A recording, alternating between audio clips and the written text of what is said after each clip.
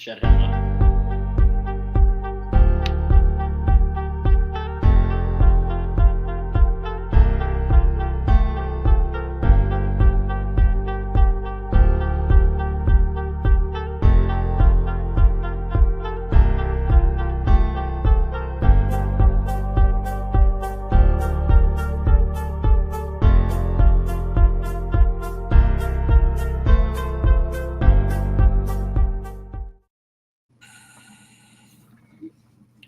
To an all-new episode of Unhealthy and Unstable. I believe this is episode 30. 30. Damn, AJ. 30? The big 3-0? Yeah, man. Big 3-0. Big 3-0. Very proud of us, man. But yeah, episode 30. This is going to be a fun episode. Got a lot to break down. We got our usual suspects, Trevon and Juwaan. What's going on, guys? What up? Nothing much. I'm excited to read this new comic book.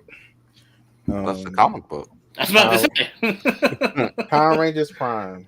Oh, yes, because it might lead you to some more Power Rangers content. Well, that makes Correct. sense. I could have guessed that one coming up my way. I am subscribed. Yep.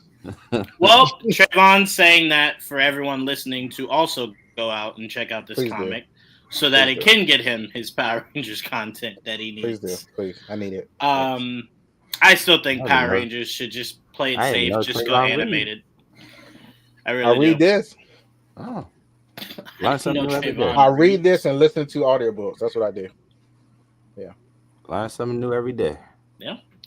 And we got a special guest, AJ. What's up, AJ? What up, peoples? Have you ever got that feeling that you just want to smoke a blunt, but you never did? That's how I No. feel right now. It's the most I mean, random I thing get I've ever high heard right you now. I mean, say, I get bro. it. I get it feelings for other things. Not smoking myself. Oh Why are boy. y'all like this, man? Listen, Like, Linda. why? I'm bringing both the unhealthy and unstable right now, okay? I haven't been here. You since guys one. are unhealthy. You know what I'm noticing, Joel? I'm noticing the more we podcast, the less me and you are the titles that we came in here with, and the more Trevon's becoming the chaos that's just consuming all the unhealthy and unstable. Right? I'm like, I don't even know what unhealthiness I was bringing. You know? Nothing. You know? So boring. I'm like, goodness gracious. The most unstable Joel's been is when we yelled about Star Wars. That was it. That was makes really sense. it. Yeah, that was it. That's all Star Wars Um, is good for these days. And it's funny because he Yeah. didn't argue. He wasn't arguing because, like, his thoughts on it. He was arguing because he just didn't give a fuck. So it was an interesting conversation to be had. But anyway, guys, we got so much to talk about. I kind of want to start with something. We're going to start with DC, but we're going to start with Superman and Lois real quick because I don't want to get too deep into the Penguin before our other special guest comes on, and then we're kind of just rehashing the same things. You know what I'm saying? So I want to start with Superman and Lois. That team, man, they do a really good job with that show. Visually, it's looked a lot better than it did when it first started. I believe the writing has gotten tremendously better.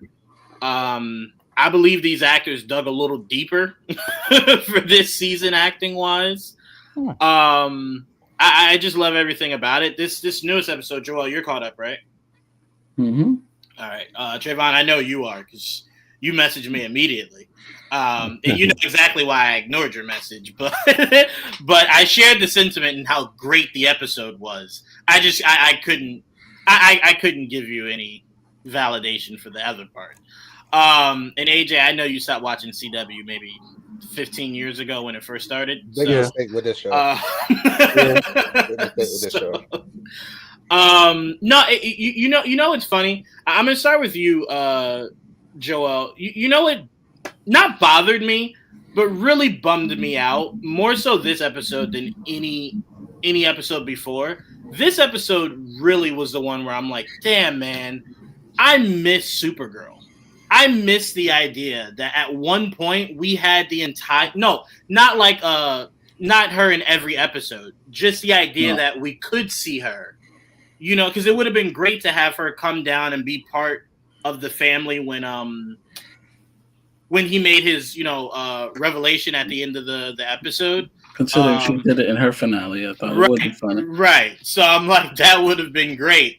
But I think this episode hit me the most. And I'm like, damn, this is the moment where Clark could have really used all of his family. Yeah, you know what I'm saying? But that is all his family in this show. Well, that's what I'm saying, yes. But that's what I'm saying. It hit the hardest in this episode of like, damn, they erased a whole person out of this man's life. Like, a whole person. But I don't bring that up because like it detracted from anything. It's just one of those things where you're just like, damn, you know, like you know what it was like. It was like watching Batwoman, right? And then you get to a certain point of the show and you're just like, I'd love to see Bruce. Like, I'd really love to see Bruce, you know? Yeah. But I thought this was a great episode. And you know what stood out for me, Joel, as I pass it to you? I really love Jimmy. And I think, not that he didn't do great. I think it's because we haven't had Jimmy in so long. It's just like, you kind of forget Jimmy is supposed to be part of this world, right? Real Jimmy, yeah. Right. So what were your thoughts on this episode? Hold on. Real Jimmy. What that mean? The last Jimmy we got that was spoke not Jimmy. 3 words and then was murdered. No, I'm not even talking about him. I'm talking about James Olsen. Yeah. Oh, well, no, because he wasn't a fanboy of Superman. That was not Jimmy, bro. Not at all. That was like, what if we made Olsen fuckable? That's what that guy was. That's all that he was supposed to be. That's what Trevon loves, right there. Yeah, he was eye candy. Yeah, he was not supposed to be the accurate character whatsoever. There you go. And that's part of my issue. Is that he essentially, you know, it's funny, Joel. You know, no one ever talks about. You know how everyone always bitches about Lois being a damsel in distress. No one ever talks about the biggest damsel in distress in all of Superman lore. It was always Jimmy. Jimmy was always Superman, come save me. Like, please come save me. Yeah, so I'm like, the Supergirl Olsen was not the type to say, come save me. So for me, that's not Jimmy. Right. That's not Jimmy for me. 3 more episodes. Yes, 3 more. But go ahead, Joel. Sorry, your thoughts on this episode? I've liked the show from the beginning. So like, it's always been well done. I think the reason it has it stood out so much this year is because they are limited in episodes. They don't have as many people to balance, like jump around and water it down, I guess is the best way to put it. So you get to focus more on the characters, and it has to be more character driven. Right. And now it's weird because like you got 4 episodes, you said? 3. 3. So it's like you can kind of feel it ending, if that makes sense. Like you can feel like this is the end. Even though they killed him off in the first episode. But it was still very interesting how they got there, where they've gone with it. They've used everyone. I've really, they've done a very good job. And Tyler Oakland has been, I was definitely curious at first when they first chose him. And obviously, that was poor Supergirl at first. But he was good there too. So it's not like that was really a big idea. He's definitely grown into the role. Because I'm like, he wasn't bad, now he's great. And it's gonna be hard to forget about him because he's done a great job. Because you never get to see Daddy Superman, like literally, like he's a father. You know what I mean? So, not Trayvon's version of Daddy Superman. Not Trayvon's daddy. This is like, you know. It could be both. It could be both. This was Derek Hale from Teen Wolf. This was man. Well, that's why I just thought that was a different type of like Derek Hale in Teen Wolf was a very different character than Clark Kent. You know what I mean? So I thought that's why. And he looks weird. Look, I love that the show embraced the 5 o'clock shadow because you know what? He looks weird without it. Let's be real. Yeah. They had to give him the fuzz because he's completely shaved in the regular CW shows. But in his own show, they gave him a little bit of some wiggle room, so it gets a little more rugged, which I appreciate. I didn't mind that, and I appreciate it. Even to this day, it still looks good. I've had my issues with the costumes here and there, but overall, it's been a solid suit overall. And this episode, you got to see, obviously, the whole thing was about him eventually coming to the grasp that, like, I have to just give into the fact that I have to tell the world who I am because I can't hide it anymore. At this point, it's stressing too many people out, and I can't. And I get it. And I thought they handled that really well. Yeah. Great way to do it. So I appreciate it, and that to me that was another way of saying this is almost over. Yeah, that was the clearest version of why I was okay with it, was because it's by itself and it's almost over. So I'm like, I did think, Trevon, as I passed it to you, I thought the most disrespectful line in the entire history of this show is when he said, yeah, I told my girlfriend because like she was gonna break up with me. And Clark was just like, well, she breaks up with you. It's like, bitch, you got a whole wife in that kitchen that knows who you are. Why the fuck I gotta sit here and get none? Like, what? No. You know what I'm saying? Like, what is wrong with you, dog? Yeah. That was the difference. I thought it was interesting for him to try to keep it up for so long. I was like, y'all really went all the way to this boy house to lie to his mama? Wait, really did all of that? That wasn't the worst part. The worst part was when he faked the door hitting him so hard in front of the coach. That's like, Clark, you gotta let it go, dog. Just tell him. Just tell him, man. I was like, they already know. Like, it don't matter what you say at this point. Right. They're still gonna be watching you so closely. Mm-hmm. You even do anything. Confirm. Like, that's it. Like, I was like, come on, man. You ain't gonna be able to walk out of nowhere anymore. Like, oh, no. Where you going? Right. Like, you ain't gonna stay no more. So it's just very funny to me where he kept doing it. Like I said, the main thing for me was like when he went to that boy house and was just like, the boy's like, just just tell him like. But he could have from when I was like, just tell him, hey, I did not have powers when that shit happened with the football team though. I didn't. Right. I did not. I just shot him. That happened. So I was like, so that's not correct.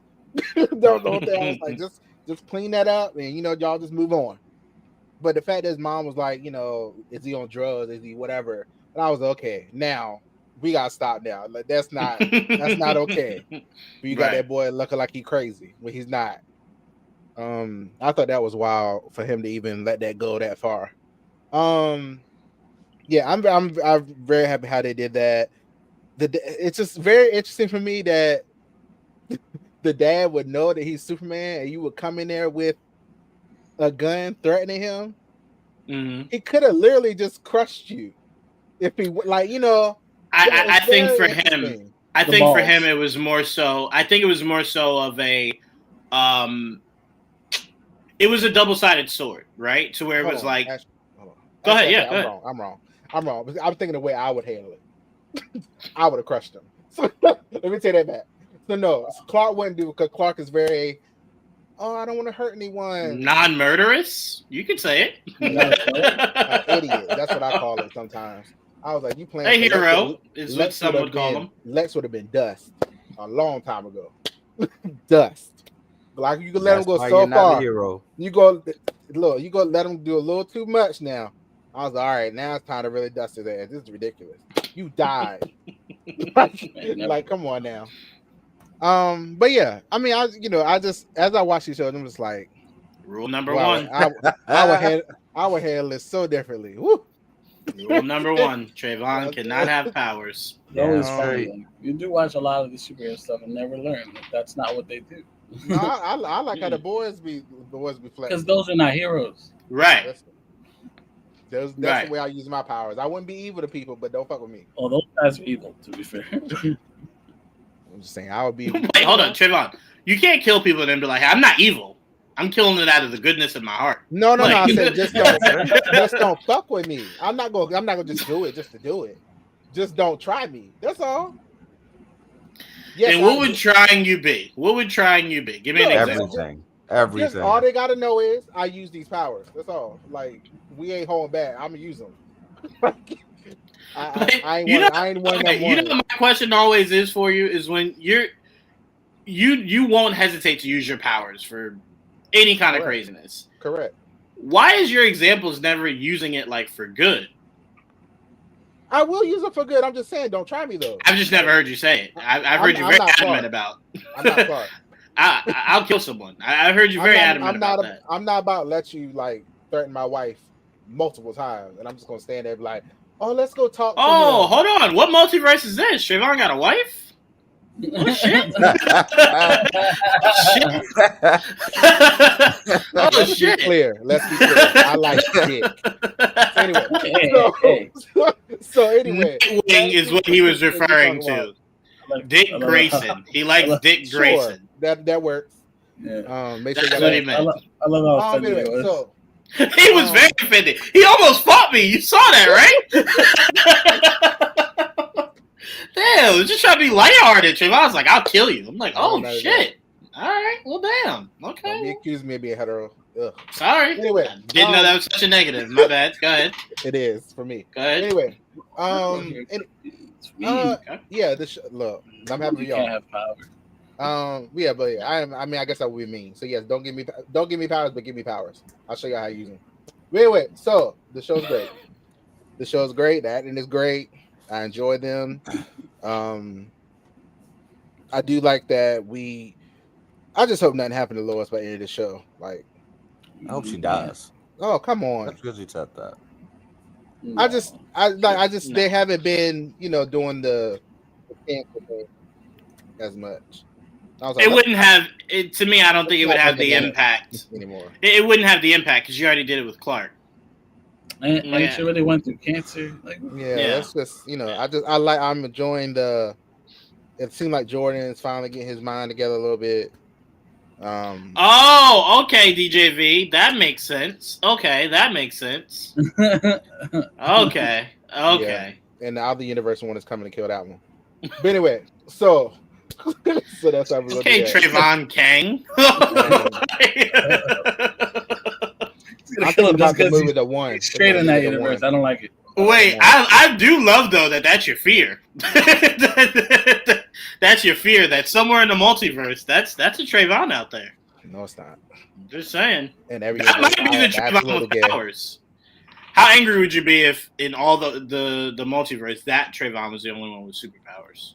I figured out how to steal him. That means he got my blood there. I figured it out. He gonna somehow something happen, so I'm gonna get his blood. That's too funny. So wait. Let me ask you, Trevon, Joel.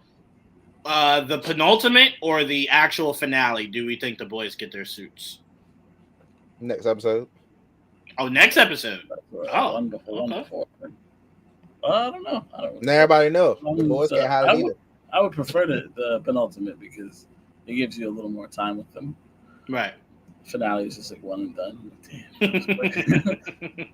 I hate when they do that shit. One episode, you finally get the suit. Well, it's over now. I'll never see him again. Enjoy that. I will never forget when Daredevil gave us that suit and then spent half the episode that shit in the dark. I'm like, I can't even see it. Turn the street light on. What's that button? God damn, man. I hated that so much. But no, well, Trevon, I actually will push back to what you said. Now that everyone knows who they are, you don't need suits. Shit, Clark don't need the suit no more. If that motherfucker is mowing the grass in a wife beater, just go fly out there in a wife beater. Why not? What does the suit mean now? You know? That is so part of me was kind of just like, it means hope. Yeah, well, now I know who Hope is, so I don't need it. But no, I think you have to do it. The penultimate episode, at least tease it, right? Like I'm just curious what makes them want a suit, or if it's like their dad saying, "Let's be uniformed." Like, what is the reason for them deciding now to? I mean, because think about it, they spent this whole time wearing goggles and like a fucking hood, right? So I'm like, why now? Remember, Jordan gave him his suit. Remember? Yeah. We got to stop calling that a suit. Well, I'm saying he gave him his attire. He gave him a suit. I'm just curious what makes them want to do it. It'll get burnt up or something. Well, they'll probably want to do it because to be like their dad, and they'll probably get it from the DOA or whatever the fuck. That's interesting. I thought they'd maybe get it from their grandmother. I don't know. I figured she would make it so that it's of the same fiber and everything that Clark's is. I don't know, because I remember his grandfather talking about making the suit. So. Oh yeah, no, he did. That is true. But no, I've been very much enjoying the show. I just want to make sure we gave it its due because it's very good. It's very, very, very good. I I'd say that Lex looks the most Lex in the preview for the next episode.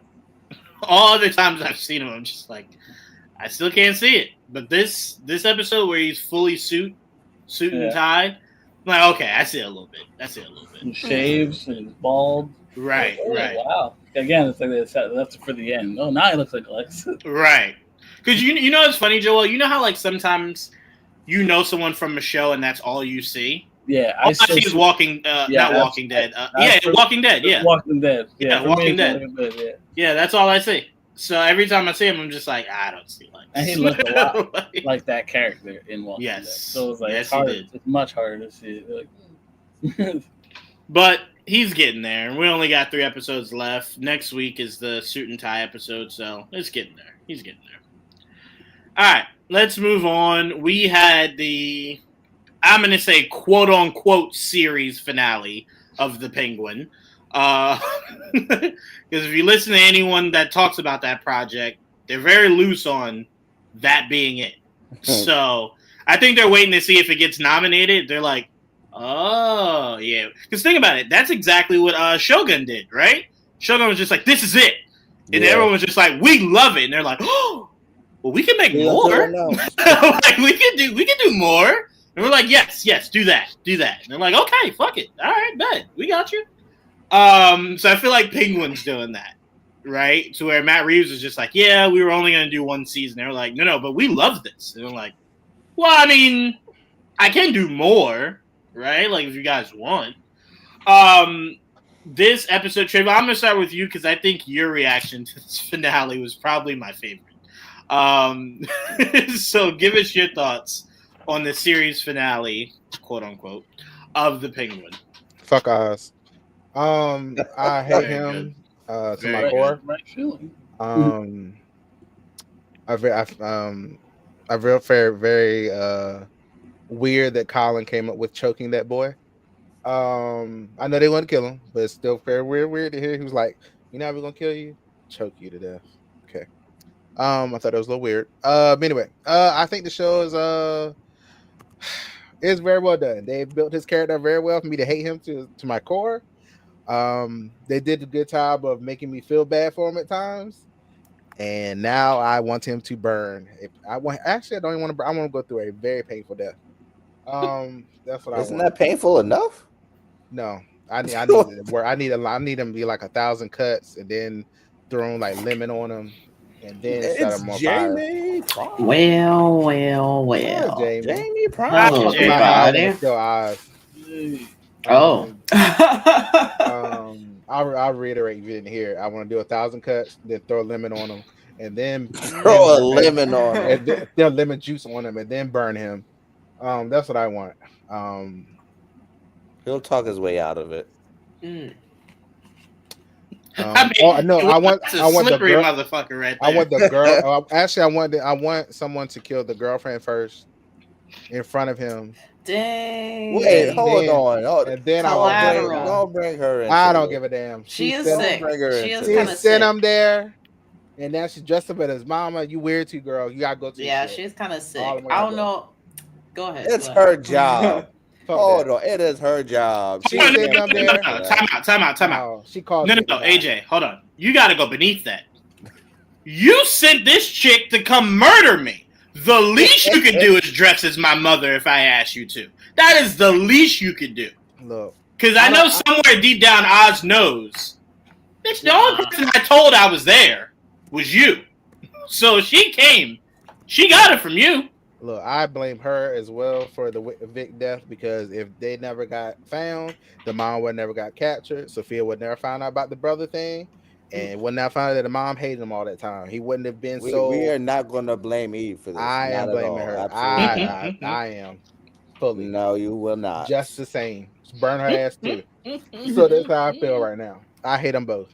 Disrespectful. So Vic should have been alive right now. Fuck this show. That's all I got. Fuck this show. Well, I will say to that, they did their job. So everything you said is the biggest compliment you could give to that show.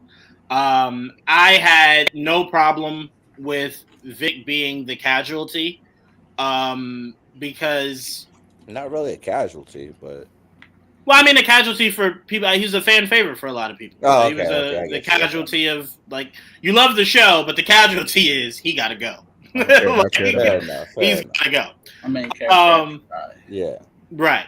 But I, as I was telling Trevon, for many reasons, it made all the sense in the world, right? And the biggest reason I appreciate them actually doing it is me and Joel have had this conversation ad nauseum. I don't like any story where you're trying to make me feel sorry for the bad guy. Mm-hmm. I didn't enjoy it with Killmonger. I didn't enjoy it with Thanos. I didn't enjoy it with the Joker movies. They are supposed to be bad guys. I don't ever want to think twice on, are you right, though? Like, no. Right? Like, no. Because to me, that's conflicting with the hero. Because you kind of left Black Panther going, nah, T'Challa was wrong. I would have let Killmonger do. Like, I don't ever want that feeling. You know what I'm saying? So for me, it's like I like the traditional bad guy. And I love how every time Oz was like, feel sorry for me, audience. And we're like, okay. He's just like, but I killed my brothers. And you're like, ooh, Oz. Like, Oz, I don't like that. And it's like, okay. Well, what if I bring this kid in, right? Bring him very close, love him, nurture him, grow him. We're like, okay, we like blackmailed him. And then murder him. Blackmailed him at first. Again, you have to stop saying blackmail. No. You have to stop saying blackmail. No. It was Vic's idea to go work for him. No. To me, it's the only way for him to survive. He should have gotten. If he didn't work for him, went after the white boy. I think you guys are forgetting a very important part that people keep forgetting. Okay. Vic was robbing his car. Penguin didn't just go select Vic out of just a crowd of people. You stealing my shit. We'll go get the other boys, man. We'll get one of them. They were faster. They were faster. What do you want me to do? They were faster. Run faster. I don't know what to tell you. Who wrote that in the script when he talked to them? That he was the slowest? He's the only named actor out of everyone that ran, Trevon. What'd you want? What'd you want, man? Anyway, I appreciated everything about this finale. Even the strangulation, I appreciated because they always say it's the more intimate way, right? He could have just put a bullet in the back of his head, but him choking you showed how much he actually loved him because it was painful to do that. It is the most intimate way, Trevon. Everyone knows that. Oh, no. If he didn't care about the kid, he would just put two in the back of his head and carried on about his day. I think, like, if you love somebody that much, you don't want to go the intimate route of killing them because you feel their life, leaving their body. Don't make it you just want to shoot them. But he wanted to feel it to get it out. He wanted to get it out, get past it, so he could tell himself, this is a feeling I never want to have again. Also, I never want to have headspace into a mind of a killer as a psychopath. And that's what the Penguin would do. So this man for him, it makes more sense for him to do that because how psychotic he is. Right. He would want to feel that pain, so it's a reminder of, I don't want to feel like this again. I don't want to ever feel like this again. The same person. I hope Vic wakes up. Trapped his brothers and hold on. Time out, guys. Everyone, please. You don't have to mute up, but I just need everyone silent real quick. Trevon, you have to say that again. What the fuck? I hope he wakes up. I hope he gets CPR and wakes up. So you thought he passed out? Yeah, he could. He could. He's still alive. He's still alive. Batman came in at the right time. He could be. Yeah. It's not likely, but he could be.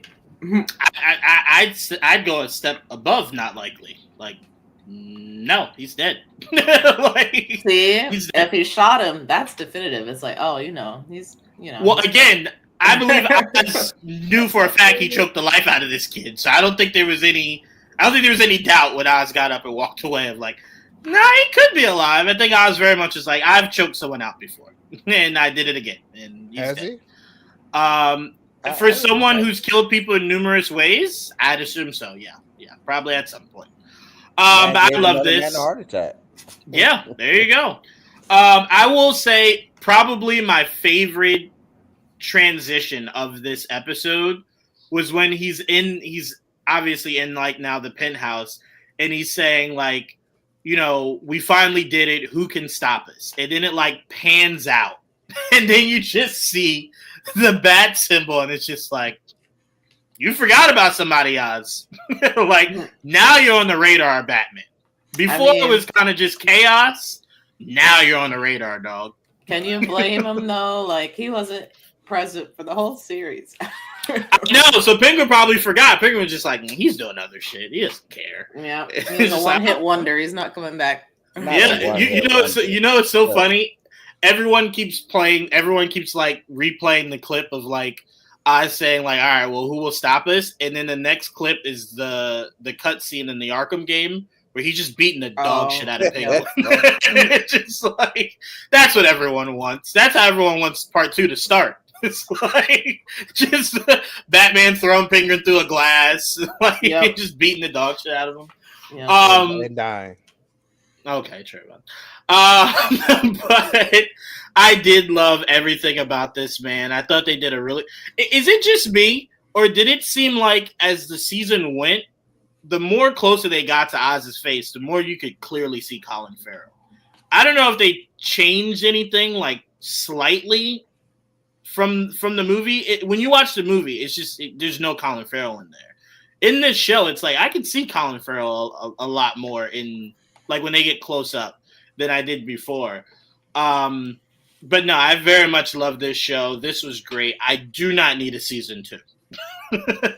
I enjoy this being a bridge. I agree with you, Juwaan. I know a lot of people want a season 2, but honestly, this doesn't really need a season 2. No, I just need it to be a bridge. Yes. Really but now I want the same showrunner to continue. I made sure I have her name, AJ, so that we gave her proper respect. Yes. Oh, you bitch. I wanted to go to my notes.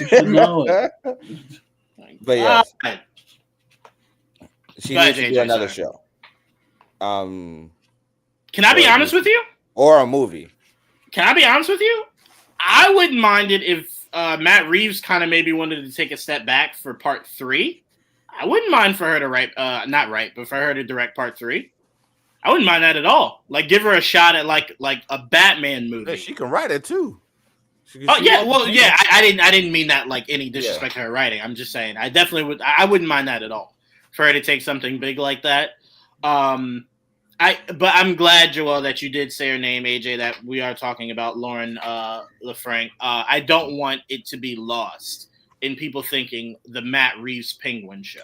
No. Give all the credit to Lauren. That is all her. Matt Reeves was just the name on the bill. Yeah. She was all the creativity, and if you doubt it, he did have some part in it, but it was mostly her. Well, of course he had, because it directly leads into Batman too. So he was there, but I want to give the creativity, the head nod to Lauren. And if you doubt me, just watch the after the episode thing where they dive deeper into the episode. Lauren's telling you all her ideas, all her concepts, all her, you know what I'm saying? So it's like nothing to argue there. Joel, you got a question for you. There you go. Yep, for you specifically. Yes, he's not. Trevon, did you want to answer this at all? Did you want to answer this at all, Trevon? Talk about this stupid ass show. But no, I really loved everything about this. Hey, AJ, what were some of the biggest things that stood out to you from this episode? Yeah, the scene with Sophia, Francis, and Oz. That entire scene where Sophia makes Oz confront his mother. Mm-hmm. Beautiful. I think it's one of the best scenes of the entire show, for me at least. But yeah, I need Sophia and Batman too. I think you got all the confirmation you needed by the letter she received. That is true. That is true. Or that could lead into a Catwoman show, which I'm hoping for. So much right there. Mm-hmm. But yeah, this show is amazing. I love it. It's probably my second favorite show of the year right now. Okay, what's number one? Pachinko. I did hear about Pachinko. Yeah, Apple TV series, which is the best show. I'm not opposed to that at all. Especially if these fucking Batman movies are going to take 6 years to be made in between each other. you could have bridges like Matt the Reeves loves to Catwoman take his show. time. Right. He does So you love could to have take like his a Catwoman show to be another bridge or Mhm. whatever the case may be. So I'm completely okay with that. I'm very interested. Catwoman break her sister out. Oh wait, AJ, I gotta tell you something. Joel laughed when I told him this. AJ, you and Jamie might laugh at this. I was so confused. I had to pause it. I was so confused when he was I think the guy that brought her the letter was referring to her as her sister. And I'm sitting there and I'm just like, Sophia doesn't have a sister. What are you talking about? And then it dawned on me. You know what kept messing me up? They recasted her dad. Yeah. So in my mind, I'm thinking Mark Strong is a whole nother character. So I'm thinking, what sister does she have? Who am I supposed to be connecting this to? And I'm like, no, he's the same character. So I'm like, bro, it took me like a smooth 10 minutes. Took me like a smooth 10 minutes to go. Duh. But no, AJ, I thought that was a lot of. That's gonna be a lot of fun to dig into. Because I'm just curious, what the fuck is she doing in Bloodhaven? You know, like what's she doing over there? Just robbing for some booty. Robin. I wouldn't be mad at that. That'd be hilarious. I also think it's hilarious that we said, what is she doing in Bloodhaven? Robin? Get it? Robin? Bloodhaven? Just saying. I'm really fucking sick, by the way, of hearing about Bloodhaven and no Robin. Like, this would be like the fifth show, or not fifth show, but fifth DC project. We've heard of Bloodhaven, no Robin in it. Or Dick Grayson, rather. Let's be specific. Right. You okay, Trevor? You got to stop popping in and out like that. What are you doing? What are you doing, my guy? Jamie, what were your thoughts on this finale and some of the things that stood out to you? Obviously, Vic's death. I actually, because amongst the people in the Discord, we've been talking about it for a while, the fact that Vic is probably gonna die. And you know, I kind of forgot about it as we were getting into the end of the episode. I'm like, oh yeah, you know, like I guess Vic is he's gonna work with Oz now, and that's just the way things are gonna be. And then he died, and I'm like, oh. So it hurt. Yep, it hurt. I knew it was gonna hurt, and that sucks. The guy that played Vic, he did a really great job, and I hope that he'll be able to do something else in like the DC universe or something. I don't know, or at least just like this role will. I'm like, hopefully this role will help him just become a bigger actor in general, because I would love to see more of him. A finale, yeah. Sophia making Oz, or making his mother Frances, like, I guess like making them confront each other on like how they feel was like really interesting and intense. And I think the scene was done super well. It was like, you know, don't blink, like don't look away from the screen. I was like fully locked into that scene. Because that's kind of, I don't know. I didn't know that we were going to go there and kind of talk about the way that Oz's mom feels, because she, at least from my perspective, wasn't super, I guess, attached to anything that was going on, as far as like, you know, Oz is doing crime and he wants to keep her out of it. But to see her like really be brought into the story in that way, I thought was really interesting. And it's unfortunate that she didn't die, because now the state that she's in is awful. Yeah, it's really bad. And like she made Oz promise her not to have her in that kind of like vegetative state, and he still did it, which is even worse. So I don't know. That's probably like one of the worst things about the finale is the way that Frances ended up being.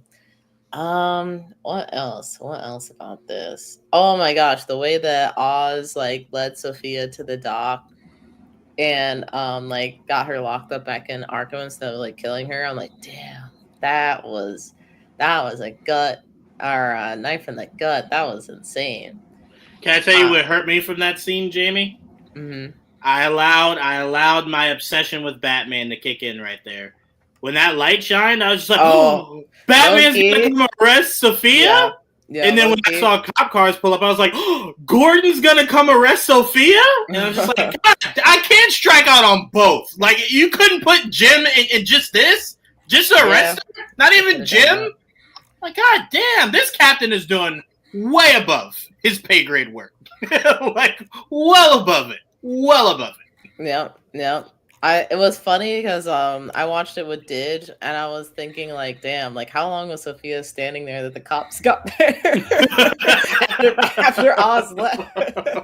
Oh, she just standing there like 20 minutes, just waiting. Didn't even turn around once. She was committed to dying. That's funny because during that part, I thought Batman like swooped in and took the Penguin at the time. I don't know why I was thinking about it. Hey, we were right there, AJ. We were just hoping Batman would show up. Man. I was like, we were right there. We're getting the Batman. We're getting the Batman. I'm like, damn. Oh man, that was funny. Another thing that was funny was when Oz went to go see was it the governor or the mayor? I can't remember. No, it was the mayor? No, it wasn't the mayor. No, because Bella Royale's the mayor. Yeah. Oh, he's like a council person then, I think. It was the mayor's quarters, but it wasn't the mayor. Yeah. He was a councilman. Yeah, he was a councilman. You saw the mayor when he left. Yeah. But I thought that was interesting because after like that scene played out and it seemed like, Oz was trying to get connections and I guess get deeper into the political sphere. I'm like, hey man, New York's got it rough. They got Kingpin on one side, Penguin on the other, trying to rise up. I'm like, damn, can't have no peace. But I do think, I don't know if that's like the next step, at least as far as I'm aware. I don't know if Penguin's ever like run for like office, like a government office. But okay. Yes, he did. In Keaton's Batman, he did. Yeah. Oh man. No. It's Penguin's not that. He's no. They make him seem a little bit more savvy in this than usual, but Penguin only wants to be a dirtbag. His aspirations aren't that high. But here's the thing, right? Because they made him more savvy in this, I feel like he could kind of weasel his way into like having like a position of power within the Gotham government, just because he's like a smooth talker and knows how to like say the right things to the right kind of people. And they already talked about how there was corruption in the government already, so it's not like they don't have dirt bags up in there. You're not wrong, but the whole purpose of the first movie was to weed them all out. Yeah. So you don't willingly put one in. Like you don't willingly put the dirtiest of dirt bags in a power. If they do it under their nose, it's possible. But they're not going to be like, "Hey, I'm a dirt bag. I'm running for office." But the mayor wants a task force for that to prevent that. Mm-hmm. Right, but to also be fair, Oz is well known to being a dirtbag. Maybe not to the people, but to the people. No. He's changed his ways. Man, that'll be the first time ever Batman shows up to a to a fucking a debate and goes, "Guys, the fuck are we doing? It's Penguin.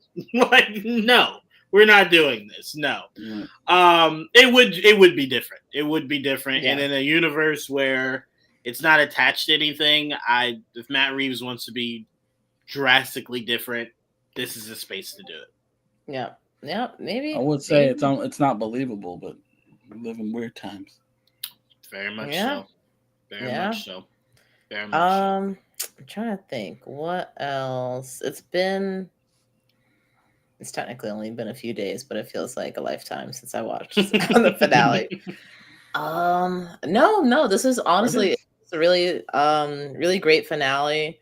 It's refreshing after watching a couple of Disney shows, because I've said this multiple times, but I really don't think that they know how to end shows. Like, it's rare for me that they close a show well rather than like letting it kind of fall apart.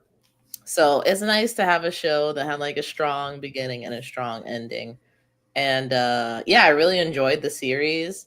Way more than I thought I was going to. Like, I didn't have low expectations for the series, but it just like surpassed any kind of expectations that I had. So as far as like a season 2, I don't know that I want one. I think, especially if they're gonna do a season 2, it can't be the way that it is now. Because kind of like, I think Colin Farrell said this, and you guys probably mentioned this earlier on in the stream, but like, Oz is not a good dude. I do not like him. That's why I think the show could be great. I think if you do a season 2, which again I do not need, nor do I want, but I do think doing a show from a full perspective of a full-fledged bad guy, like full-fledged. There is no redeeming. There is no, well, maybe his childhood was bad. You're past all that. Now it's a show about how he keeps his power, how he makes Gotham even more corrupt. There's a way to do it that could be very interesting. I just don't need it. I'm not that interested in Oz going forward. Same way I wasn't interested in the Joker, but there's a way to do it that is honestly never really been done. So no, yeah, that's what I'm thinking. Like, when has that been done before? I don't know. Here's the problem. Here's the problem. It's done all the time. The only problem is they make the characters sympathetic. So, like, when you watch Power, Ghost is not a good person, but you at least see that he A, is trying to become a better person, and B, it's not as simple as he just murders people every day. You know what I'm saying? Okay. When you watch The Sopranos and you watch Tony, he's not a good person, but you see he tries to be a good dad, tries to be, you know what I'm saying? It shows you those qualities that you're like, well, he's not a dirtbag, right? But then you get to Penguin and you're like, all those excuses we could have given him, he threw in the garbage. He is a legit dirtbag. What would a show about a legit dirtbag look like? And that's where I think you can kind of, change the game a little bit by doing something like that. Maybe. I don't know. It's like, oh, yeah, I'm not pitching it. I'm just saying it would chart new ground to try to do it from that perspective.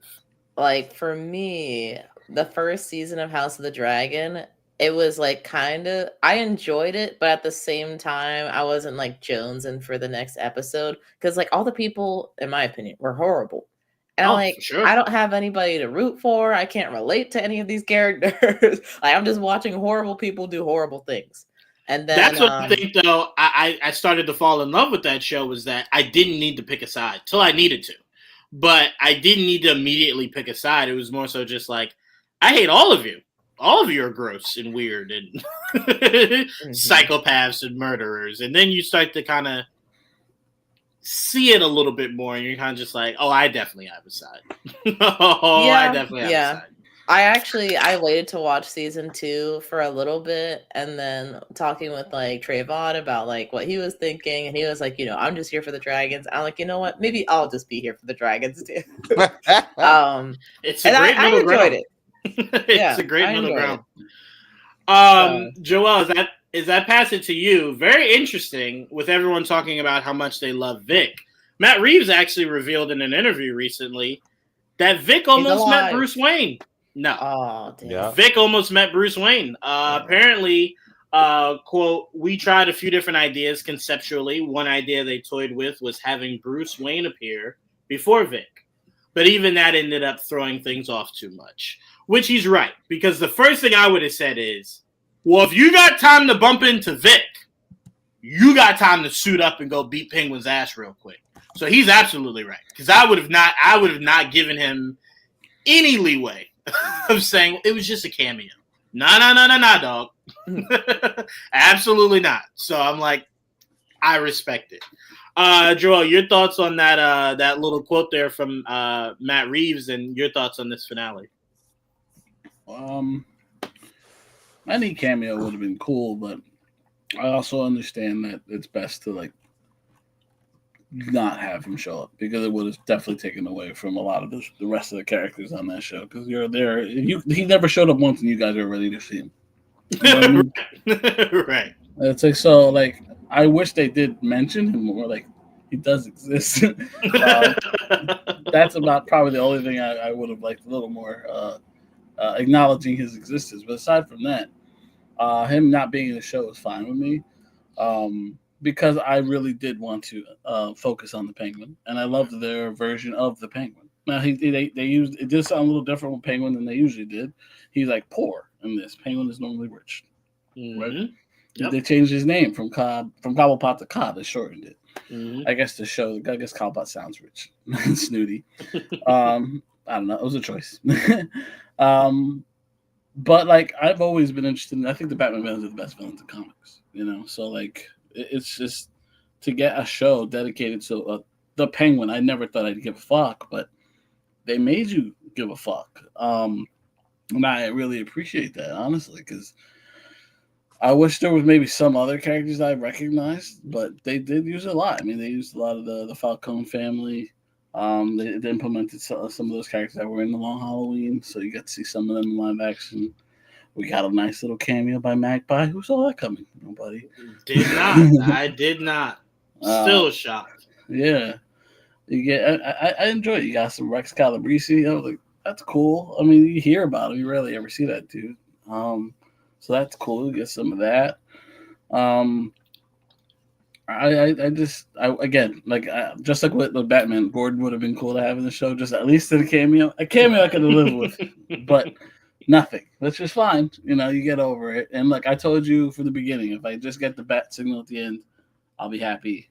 Right. Well, that's exactly what I got. I got the bat signal at the end. So, and I loved how they set that up. It's like she's like, no one could stop you now, and it zooms out and the fucking bat signal. Right. Slow down there, lady. It was probably one of the greatest ways to pass a baton. Yeah. Right? Yeah. To where you essentially pass the baton back to Matt Reeves. Yeah. And it's like, I got it from here. You know what I'm saying? I thought that was brilliant. Go ahead. No, go ahead. Excuse me. Sorry. Also, I had a feeling Victor was going to end up dying. And I figured that when during the interview that Colin had that after episode, whatever, that you'd probably hate him. And so a lot of things went into my head, like what would make us hate him more? Because he's already dislikable, but do you start like you do kind of feel for him throughout the series, and that's on purpose, so you can hate him later even more. That's how that's why the story leads you in certain directions to feel bad for him because of how much he loves his mom, but he's kind of got like a psychotic, weird thing with his mother, obviously, as you learn later on, to the point where he ends up killing his brothers and feels almost no remorse for it at all. And to the point where like, he won't even admit to his mother that he did it. Even if she lost her fucking finger, like, whatever, I'm not going to tell you I did what I did, you know? Like, sorry, Ma. Like, that was crazy. She's like, you bastard, just say it. Like, I know. Then she stabs him in the gut. I was like, oh my god. That was crazy too. When she I gave her too much credit of being a great mom. I thought her stabbing him was a way to where everyone's in shock and Oz can just like use the glass to like break the ties. And then I'm sitting there and I'm like, oh no, she just wanted to stab this guy. I'm like, that was a mental leap. Okay. I'm like, I'm like, damn, okay, my bad, mama. I thought maybe you was, motherly love there. No. See, great, why would she have to stab him to do that? Why not just break the glass, then cut the binding? First of all, if they did that shit, I would have said, all right, is this like, what are we doing here? Mama's now agile as fuck. Like, and you're okay with that? No, cutting the ties is just like that. That's too fast a movement. But stabbing him, I think they were all kind of just like, I like it. Quick. Yeah, stab him. Stabbed him pretty quick. Yeah, I don't know. But the way they did it was perfectly fine. Crazy. Yeah, Oz was a crazy person. But AJ, something for you to think about that I had Joel thinking about. Someone fan casted a very interesting character if you were to ever get a season 2 and you did a turf war. Tell me you wouldn't love Walton Goggins as Black Mask in a turf war against King. I don't want to say Kingpin. I blame you, Jamie, against Penguin. Penguin versus Black Mask. That would be so much fun. See that? That would be so much fun. A full on. Because think about it. Remember how once Gotham flooded, we thought we knew the storyline they were going with going forward, and they avoided it. So it's like, okay, well, if we're not gonna get that, where it's just all the villains going crazy, then I'd like a turf war at some point. It's Gotham. There should be a turf war. So I'm like, Walton would be the perfect Black Mask. So I just wanted to point that out because I'm like, that'd be really freaking dope. But again, shout out to the entire team of Penguin. Apparently, the finale drew 2.1 million US viewers across all platforms. It was a season high for the DC series, up 50% from its debut episode. And it was the third most watched HBO or Max series following House of Dragons and The Last of Us. So shout out to that entire team. Bravo. Bravo to them. Bravo to them. All right. Let's move on. Let me see here where I want to go to next. Let's see. We did get a little bit. We now know Creature Commandos would debut with 2 episodes. We got that. Whoa. Can't wait for that show. I'm really excited for just more DC content, man. I'm like jonesing over here. Let me see what else. That was pretty much it for DC, really. Yeah, it's a whole bunch of Marvel shit coming. Okay, so let's move on from that. Give me 1 second. We got some trailers. Before we get into the Marvel trailers, I want to talk about this because something very interesting came out of this that I did not expect. So we got the trailer for the final Tom Cruise Mission Impossible. I had all the feels. Man, that is my all-time favorite action franchise. All-time favorite. Even though I thought it was going to die after Mission Impossible 2. Mission Impossible 3, what a way to come back. It was like when Fast and Furious did Fast 5. What a way to come back. And it's just gotten better and better as they continue to go. So the interesting thing that came out of that, and Joel, I'll start with you. Your thoughts on the trailer and then your thoughts on this next part. Apparently, Tom Cruise is already priming his replacement for the Mission Impossible franchise. What? Who's this? He already said that's not true, but not Tom, who you're going to mention. Yes, but of course he's going to say that's not true because nothing's been been said. No, but Tom was saying, you know how like Hugh Jackman said he wanted to pick his successor, and obviously nothing's happened since. His favorite. Right. Right. He wants Glenn to be his successor. Glenn, was it Powell? Powell, right? Yes, it is. Yeah. Okay. Yeah, All right. yeah. I thought so. There could be some guy named Glenn. We're never going to find out. No. I couldn't remember what his last name was. No, he would like Glenn Powell to be his replacement. And I've never seen him do any action stuff. I'm going to be honest with you. The only action thing the first time I seen Tom Cruise was doing Mission Impossible. I'd never seen what's it called? Everything else? No, was the flight movie? Top Gun. Thank you. I hadn't seen Top Gun, so the first time I'd ever seen Tom Cruise was Mission Impossible 1, and he did great. So I'm like, I don't think Glenn needs the background of that to. I mean, hell, even Daniel Craig. I didn't even know who Daniel Craig was before James Bond. Came out of nowhere and blew me away. So I'm like, I think Glenn can be of that ilk. I think he can be of that ilk. That's Top Gun Maverick. You said what? He was Top Gun Maverick, right? Yeah. Yes, he was. Yeah. Hangman.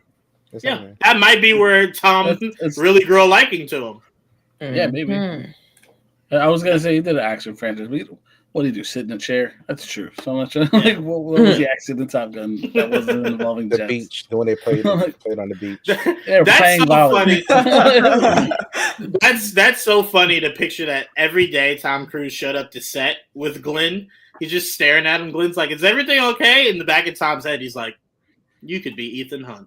It's just like, all right, it's weird. Just stop staring at me, and it's like I can see it. Yep, you don't even know it. You think they'll just reboot it? Is that what you're saying?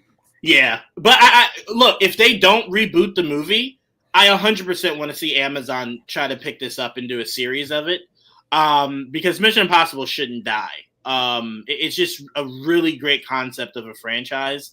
I think Tom Cruise has made it. It was, but that's what I was just about to say. Tom Cruise has made it exponentially more exciting than the actual series used to be. So it's like, isn't that owned by Paramount? Oh, that's right. It is Paramount. You're right. I'm sorry. So Paramount can do something with it, series wise, if they want. But I think if Tom Cruise is saying give it to Glenn, I don't think Paramount's going to say no. So I think once you give it at least 5 years, maybe, then you revisit doing Mission Impossible. Glenn should be that guy. But Joel, what were your thoughts on the trailer? And would you be interested in seeing Glenn take the wheel from Tom? I honestly did not see the new trailer. I sent it everywhere, but didn't sit there and watch it. That's my fault. I forgot to sit down and watch it. But I imagine he did some crazy shit where people were like, "How is he still doing it at 60?" That's every trailer. Crazy thing, Joel? Funny thing? No, they actually leaned on emotion for this trailer. They didn't show see him hanging off a plane. That's all I'm saying. No. Well, what? He is, isn't he? Could have swore he wasn't. I'm not into the trailer. He is. I remember it.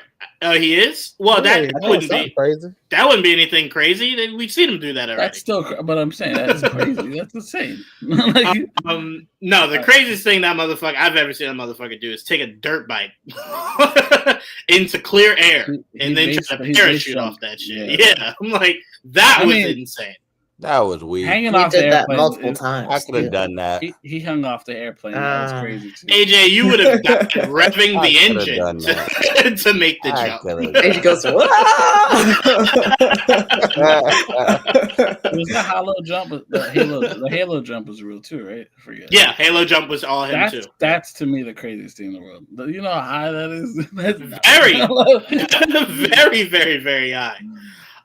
Joel, if you want to take a quick peek, I can move past you if you want to take. I can pretty guess what most of it was. I'll watch it after this. I mean, after we're done. I will say, very interesting. He has a new team, and it's familiar faces. Very familiar faces. It's becoming more like that. When the last one did that. The last one did that too, didn't it?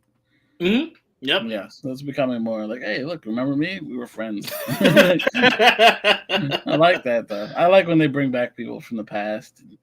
Yeah, look, it's a great series. I do love it myself. It's the best. Like, he's our James Bond, right? You could say, right, more or less. Yeah, he's the American spy. He's probably the most famous American spy action character, right? American, yeah, for sure, yeah. If I had to guess, yeah, James Bond probably all around, but he's British. I'm talking about American. I would say even say if you opened it up worldwide, you'd probably go James Bond, Sherlock Holmes, detective. I can see that same shit. You don't do I've that seen him spy on someone. He's a detective, but spies. But James Bond and the Mission Impossible for sure. Yeah. But the Mission Impossible series is really big. And well, now about Glenn Powell taking over. I mean, as long as they do a better job of it than they tried to do with the Bourne Identity movies, I'll be fine with that. Sure. But see, the problem with the Bourne Identity was they weren't replacing Jason Bourne.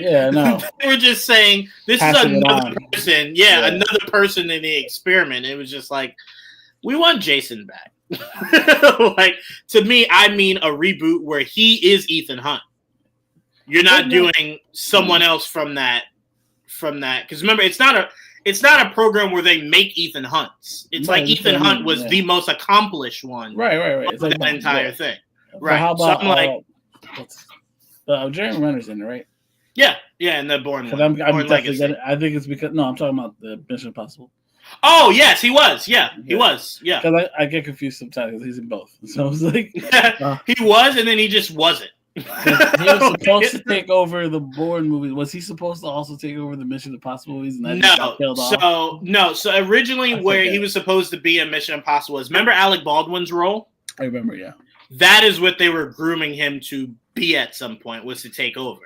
Then weirdly, we got Angela Bassett, right? We got Angela Bassett in the same movie. We didn't get Jeremy Renner.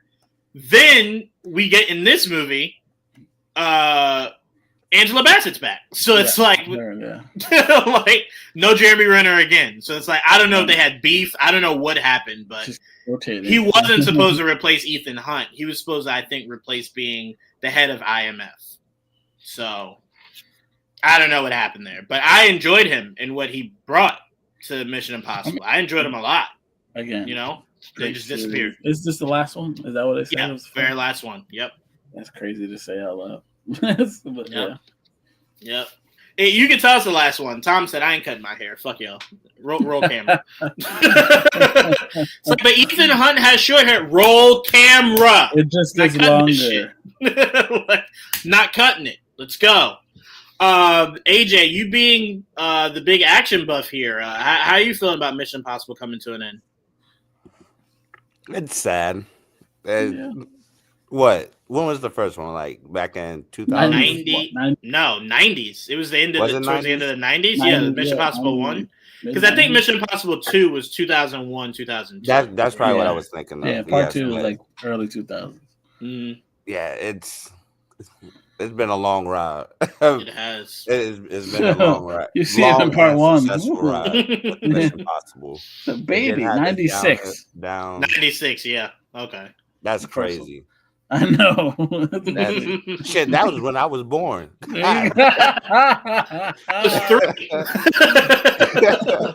He's been Ethan Hunt a long time, my friend. That's why I thought it was in 2000, because when I watched it, I think it was around 2006. 2000 was the second one. Yeah, but when I first watched it, it was around 2000. All right. Yeah. Makes sense. But 2006 was the next one. That's funny. Well, remember what it took to get that third one. It took J.J. Abrams coming back to the table. Remember, it also teamed up with Abrams Film Studio because he produced it. And I think Tom Cruise was more hands-on with that third movie, and that's why a lot of people at the time viewed the third as probably the best. Was John Woo, right? I think it was. Yes. Director. Yeah. That's why I had the slow motion and birds. Yes, and me no likey. But also, again, AJ, if I kick it right back to you, I just want to say this real quick. Huge shout out to Philip Seymour Hoffman. Fucking phenomenal in Mission Impossible 3, man. What a bad guy. And that twist, how the movie starts, is still one of my all-time favorite openings for a movie. Where you just go, oh no! And then when you get to the scene, you're just like, oh. Oh, interesting. But go ahead, AJ. I'm sorry. But yeah, it had its downsides, but it was mostly positive for me. It's probably one of the most successful movie franchises. So it had its thing. Will it have a reboot? I hope so. I really do. What would you think about Glenn? I like the idea. I like that. He's going to be doing Running Man soon, so maybe that's really popular. I mean, that would just help his case even more. You know what I would love to see Glenn bring? Glenn has something I never felt Tom did naturally, where he can kind of blend the suave, right? I always just see Tom as this rough, rugged kind of guy. Glenn could bring suave to Mission Impossible, where you don't really get a lot of suave. That's why I'm a little hesitant, because if anything, Glenn should play Bond, and I already know that they're American. We're gonna get to Bond. Okay, that's one of my topics. Yeah, we're gonna get to Bond. That's one of my topics. Flash. Huh? Flash. Oh, Flash. Oh, he should play Flash. Yeah. Really? Okay. If he's not gonna be Hal Jordan, or Booster Gold. Booster Gold. Booster Gold fits too perfectly. It's scary. Very, it's like you can see his face clear as day, and it's like so frustrating. It's too on the nose. Right. I get what you're saying, AJ. That's never been that character, but that's why I think Glenn needs to make it his own. Don't try to be what Tom was. That's fair. You know. Don't try to be what Tom was. That's why I appreciated Daniel Gray. Like a whole new character. Yeah, okay. I can see it. Could be a whole new character. Yeah, there's no argument here. If you want to completely retire Ethan Hunt and let it be a lived-in world where Ethan Hunt, obviously, let's say he dies in this movie. Or like a legend. Right. And this is the next guy filling in his shoes at IMF. I wouldn't have any issue. Because I would love to see Simon Pegg come back and and still be the hacker wizard guy. That would be fun. That'd be a lot of fun. So I'm not against that at all. I'm not against, and who knows? I don't think Tom Cruise would maybe necessarily lobby for this, but if you've seen the last Mission Impossible, there was a new recruit. Who knows where that new recruit goes in this this finale? You know. Mm-hmm. Who says a female can't lead IMF? Yeah. You know? And Haley could do it. The world. So, Mrs. Atwell. That's never been a conversation, Trevon. The U.S. is spoken. I don't know what you're talking about. I get the joke. Okay, got you. I get it. Trevon, did you check out the trailer for the finale of Mission Impossible? I did. I'm very excited for this. I have not seen all of them. I've seen like maybe the last 3. Okay. Wow. And that's where I'm gonna stay at. Let's do a marathon. No. Why not? That's where you're gonna stay. Dang, that'd be a lot, wouldn't it? That's too much. All right. You do one movie a week. It's like I never watched James Bond's movies. I'm good. Y'all can have it. Yeah, but the difference is the James Bond movies aren't connected. You don't have to watch any of. You could start at any actor, and just watch what they did. You don't have to watch all of them. None of them are connected. But with Mission Impossible, that's one long story. Yeah. That'd be like if someone told you, Trevon, I watched the last 3 Harry Potter movies. And you're just like, well, what about he was 5 when he first every time you say weird shit like that, that's exactly how I feel. You feel right there. Where you're just like, why would you do that? Why would you watch how it ends, but not how it started? Because Harry Potter's magic. No. We know why you watch Harry Potter. We're saying get into your brain of someone watching Harry Potter at the end, the last 3 movies is crazy, right? Because you're missing nuts. So much. They're nuts. That's right. insane. We're saying you watching Mission Impossible at the last 4 movies. It was fine. It's crazy. All right, it's fine. Okay. I respect. All respect. I'm sorry. All respect. I don't feel like I need no more. He's a spy. Got it. I don't know. That's it. Okay. All right. I had fun. I had fun with the last one I just saw. So I've been waiting for them to finally do something with this. I was like, when is it happening?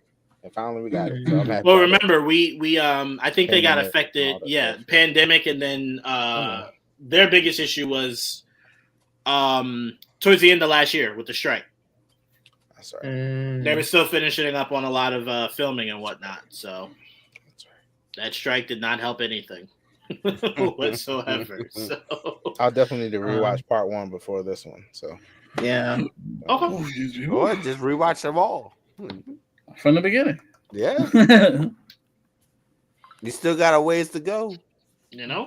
All right. Well, everybody that hasn't watched Harry Potter, we watch them too. Then we can do that. I'll do it with you. Exactly. I'll tell someone if they told me they didn't see all the Harry Potters except for the last 3. I would say, "What? No, watch them all." Are you crazy? We can watch Harry Potter first, and then we can do Mission Impossible.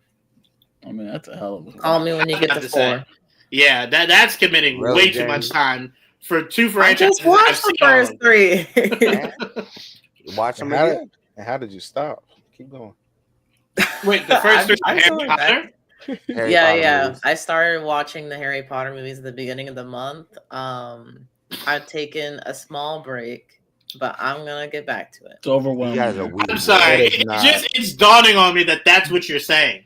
I thought you were saying it's a fun rewatch for you. I should have guessed. I rewatched the first two. I've seen the first two before. The third one, I've seen bits and pieces of. I realized on TV, but I never watched the whole thing. So the best one. I liked it. What, the third one? Yeah, I like the third one. I've heard. I talked to some people at work, and they're also like the third one's the best one. Interesting. Which is interesting because like there's 4 more movies. 4 more movies. But, yeah, I rewatched them last year for the first time in forever. Because it's funny, I watched them all in theaters, but I didn't read Harry Potter. I wasn't a Harry Potter fan. I'm still not Harry Potter. 5 more movies. But is there part 2s? Yeah, that's how it was part 1 and part 2. Yeah, the last was a split in half. Actually, did I rewatch those two? I remember watching them all in the movie theaters. I did too. I did not see them all in the movie theaters. I saw the last half of them in the movie theaters. The other ones I watched them all because my cousin is like a huge Potter buff. Same. I've seen them all in theaters. I've seen the regular ones on TV. I've seen the extended editions. Yeah, I've seen them all. All the one. That's the other thing. All the ones I've seen have been about 3 hours long. So I've watched like 9 hours of Harry Potter in the span of a week. So that's the other reason why I'm like. I think you showed something, and I was like, "That's the extended edition." It looked like it. Oh, extended edition. Commitment. Those movies aren't short. That's for damn sure. That is for damn sure. I could tell if you get the scene where they crack the eggs and the letters in the eggs. But that's an extra scene. I will say, Harry Potter might be the only franchise I've ever sat through that it felt long. I just didn't have an issue with it, but I felt all 3 fucking hours of those movies. Because they were like 8 scenes where they were just talking, and I'm like, if you don't wave a wand or something, dog, like wave something like yourself. Like you losing me, man. Come on now. Imagine how these series are going to be, Juwaan. Imagine how these series are going to be. It's okay. I'm used to it now, so now I don't have an issue. I don't have an issue. So if you think the movies are long, the series is going to be pretty long. I don't know if it will. It won't hit the same. If they go by every detail of the book like they're supposed to, yeah. That's what they said they want to do. It's supposed to be every detail in the book. Yep. Every detail. All right, that's pretty crazy. I mean, I like the commitment. I appreciate that. Well, that's going to be interesting. So that's the main complaint people have about the movies. Well, I didn't do this and this, and then I was like, okay. Wish they could be committed like that with Star Wars, but no, they can't. Sorry to bring up Star Wars so early. Oh no. Jamie, so have you seen all the Mission Impossibles? I'm so scared. No, not at all. What have you seen? I don't even know which Mission Impossible is. I think I've seen 4 of them. I'm just hearing disappointment. Yeah, I don't trust you, so we're gonna move on. Right? We're gonna go. Hold on. Let me go on Google and see which ones you saw. Let's see, Mission. You probably watched Ghost Protocol, Rogue Nation, and Fallout.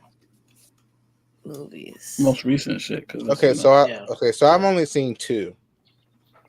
Why would you double back to make it worse? I had to go look. It was okay with where you left this. I it was the 3.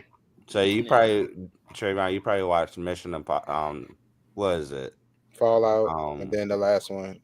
Oh, okay. So it's very clear. Yeah. He watched the one with Henry Cavill, then probably thought maybe Henry Cavill's in the other one. Oh, which one was that? Too. That was Fallout? Yeah, I definitely remember seeing that. I know you well enough, Trevon. I know you well enough. I was like, oh, what's this franchise? Let me see. Okay. Yeah, Jamie, you probably watched wait. 2011. I've seen. That's exactly what happened to Ron. Yeah. That's exactly what happened. 3, or I've seen everything since 4. 3 pictures of 3, and I can't super tell right now. There you go. Should make you all happy. There you go. Make up for your disappointment. Jamie can never truly make me disappoint me because Jamie watched Clone Wars, so. I did. You finished? I watched Clone Wars. Jamie's been done. Jamie just refuses to watch Rebels. That's the problem. That was never a part of the deal. You understood the assignment, Jamie. It's a continuation. You should want to. I Rebels watched Rebels a is few good. episodes of Rebels, and I was like, But it's here's funny 'cause, the I problem, felt the Jamie. same thing about Clone Wars, but then when I pushed through it, I was like, oh, okay, this is good. So My only issue with you not watching Rebels is because I told you how important Rebels was to the show Ahsoka. And you were just like, here's the thing, right? I'm pretty sure. I know you're about to be disappointed, but I'm pretty sure I watched a video talking about the context of Rebels that was important to the show. So that way I had it. So D23 was in Brazil. And we're just gonna move past that, Jamie.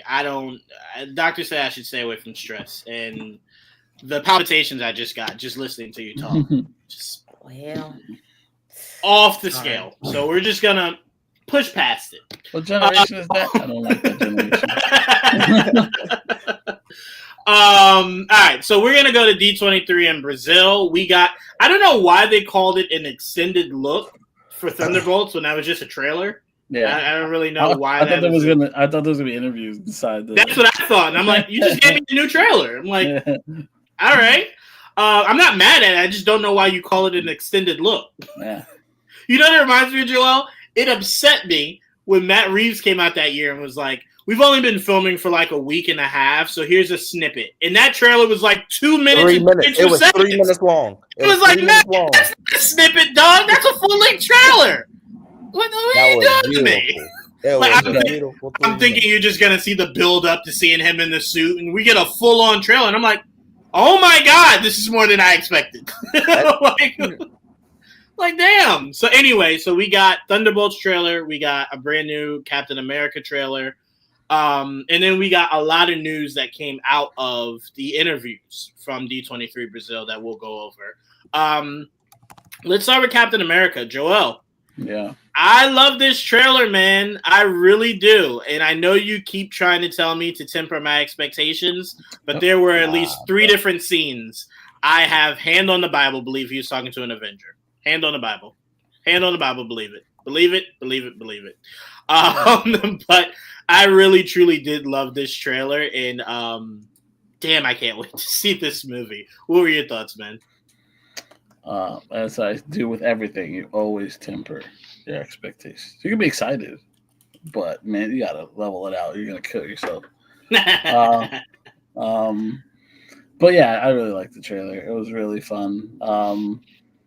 It was basically extended shots of some of what we've seen already. Like we got some cool action scene spots, like him, and we finally got them in the whole what they call the masks. What are they called?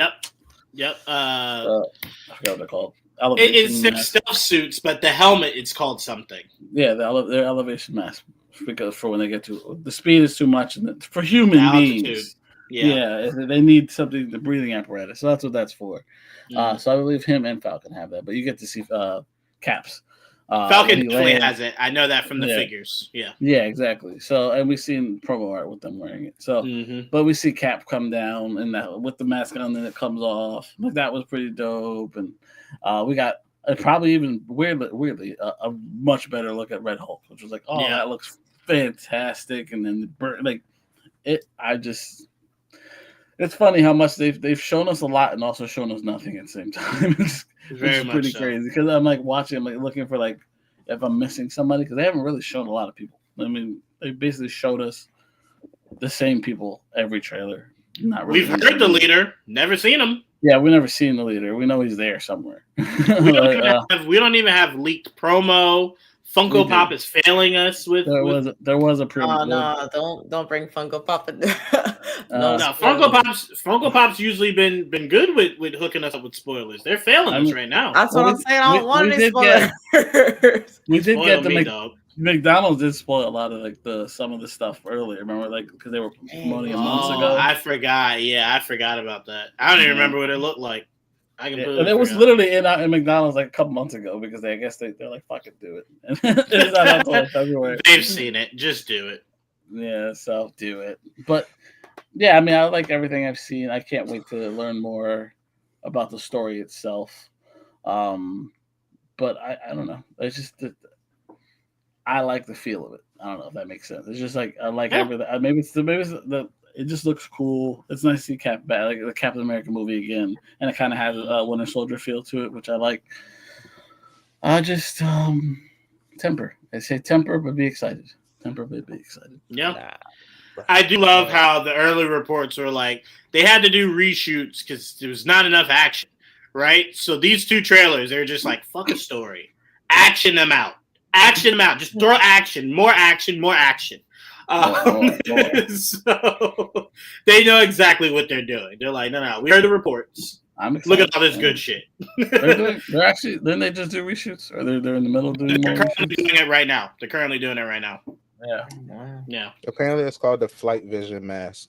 Is that what okay. Thank you, Trevon. Target actually has it up there it's not for sale yet, but it's up here where it's like a toy. Oh, that's cool. That you can buy. It's fun. Yeah. You know what's funny? I should have known that because this is in my toy group chat. where they're letting me know, like, hey, some Targets have this stuff on shelf right now. And I'm like, okay. You let me know when it comes in this area. Right there. Target. Right there. You know what's funny? You know the first thing I thought? You know the first thing I thought? I thought Taskmaster. Like it kind of looked like Taskmaster. Yeah. Full masks. Right. Jamie, what were your thoughts on this new Captain America trailer? You excited for it at all? It's cool. I just watched it for the first time as y'all were talking. It's definitely, there was a lot of action to listen. Listen, the trailers. Listen, Linda. Listen. After like the first 2, I stopped because like some people don't know how to like not spoil the whole movie with their trailers. So sometimes I'm like, one or 2. Once you get close to the movie, those are the ones you got to stop watching. If you haven't watched the movie, then you got to stop because they just give out the whole plot. Yeah, basically. It's ridiculous. For me, my mindset is always if you're gonna do that, like Deadpool and Wolverine did that. Everything in the trailers were the biggest action sequences of the movie that you saw in the trailer. Difference is the surprises in between. So I'm like, if I'm seeing the biggest action sequences of this movie, no problem. Just make sure there's something that surprises me. Obviously, yeah. It doesn't have to be what I'm expecting. Just let it be unexpected. And then I'll give you the win. It won't bother me. But it's when you see the movie and you're just like, I've seen literally every inch of this movie in the trailer. The cameo. Yeah, I'm like, there's nothing new here. Like, this is everything I've seen already. So that's the one thing I will say Marvel's been pretty good with is that they might show a lot, but once you get to it, it's like this one thing happened. You're like, okay, that was cool. That was cool. I thought this trailer didn't show too much, in my opinion. No, honestly, it was an extension of the last one. Yeah. But I thought it was cool. I think like seeing Red Hulk for the first time is interesting. At least from this first watch, like literally just watched it for the first time. I'm not sure if he favors Harrison Ford at all. Yes, he does. He favors Harrison Ford way more than Mark Ruffalo's Hulk. Way more. When you look at Mark Ruffalo's Hulk, you go, I see they're trying to put Mark Ruffalo there. But when you look at Red Hulk, oh my God, it looks just like Harrison Ford. I prefaced it by saying it was my first time watching it. Not attacking you at all, because I have heard other people say, like, it doesn't really look like it. I'm like, no, they did a really, really good job with Red Hulk. If you do like a side-by-side, like, it looks just like him. They did a really good job. I mean, very proud of them. Because you know what's funny? You think back to Maslany in She-Hulk, and you go, yes, but no, right? Like, yes, it looks like her, but not this close. Like, this is like spot on. In certain lighting, she looks just like her. Yes. Yes, because you know what was funny? You know what was funny, Jamie? If you go back, and Trevon, you can cover your ears, but when you go back to Edward Norton's Incredible Hulk, right? It was like they were trying to make you believe Banner and Hulk were two separate people. It wasn't Banner turning into a version of himself, but just big and green, right? So like when you look at the Hulk's face in Edward Norton's face, there is no similarity. So when you get to Avengers, you kind of go, I see the vision, but you're not there. And then they just progressively got better. I think Red Hulk is the perfection of where Avengers started, with trying to make their faces sync up completely. Interesting. But yeah, it was cool to see Red Hulk. I'm happy we get kind of some of that like the viciousness, the unhinged Hulk back a little bit. I was a fan of the Edward Norton Hulks, so I'm glad we get to have a little bit more of that. Yes.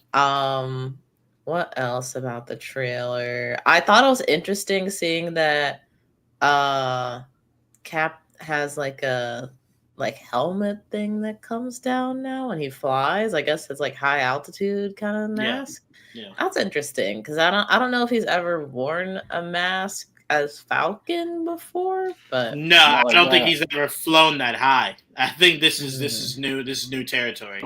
I think the suit and whatever he does to enhance his thrusters now have like a notch up. Like they could do more. He could do more with this suit, his wings. So at that altitude, you gotta not die. Yeah. You know.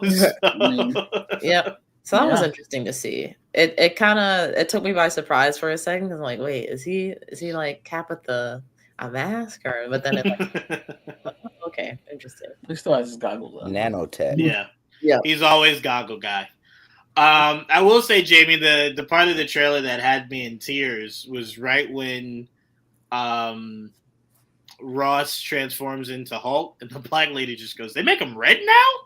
I love that line. I love that line so much. Her face is so unserious. They're red now? Yeah. I thought that was hilarious.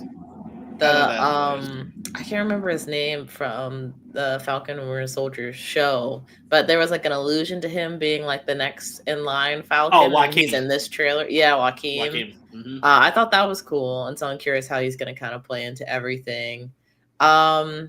Well, I think they're picking up right where they left off, where he says, "Keep the wings." I think now that's his Bucky. I was just about to say. Yeah, that's his Bucky. He's Green Goblin. It's green. It looks green now. The suit. Well, yeah, he changed that. What are we talking about? Wait. No, Joel. They went off the rails. All Jamie was asking is, how does Joaquin play into it? And I was just saying, Joaquin is now Sam's Bucky. He's Sam's Bucky. See, speaking of Bucky, Sam. Yes. I'm sorry. Yes, Sam. Yeah. I was gonna because Bucky was originally supposed to be in this movie, and I'm kind of a little sad that he's not gonna be in this movie because I think they had like an interesting dynamic going on in the show, and it does kind of feel like a bit of a waste for him not to be here. I think you can't have him in there. I think the whole point of this is if Bucky's in it, it's screen time you're taking away from Joaquin. Because remember, Joaquin was barely in Falcon and the Winter Soldier. You can't have a partner that we barely see.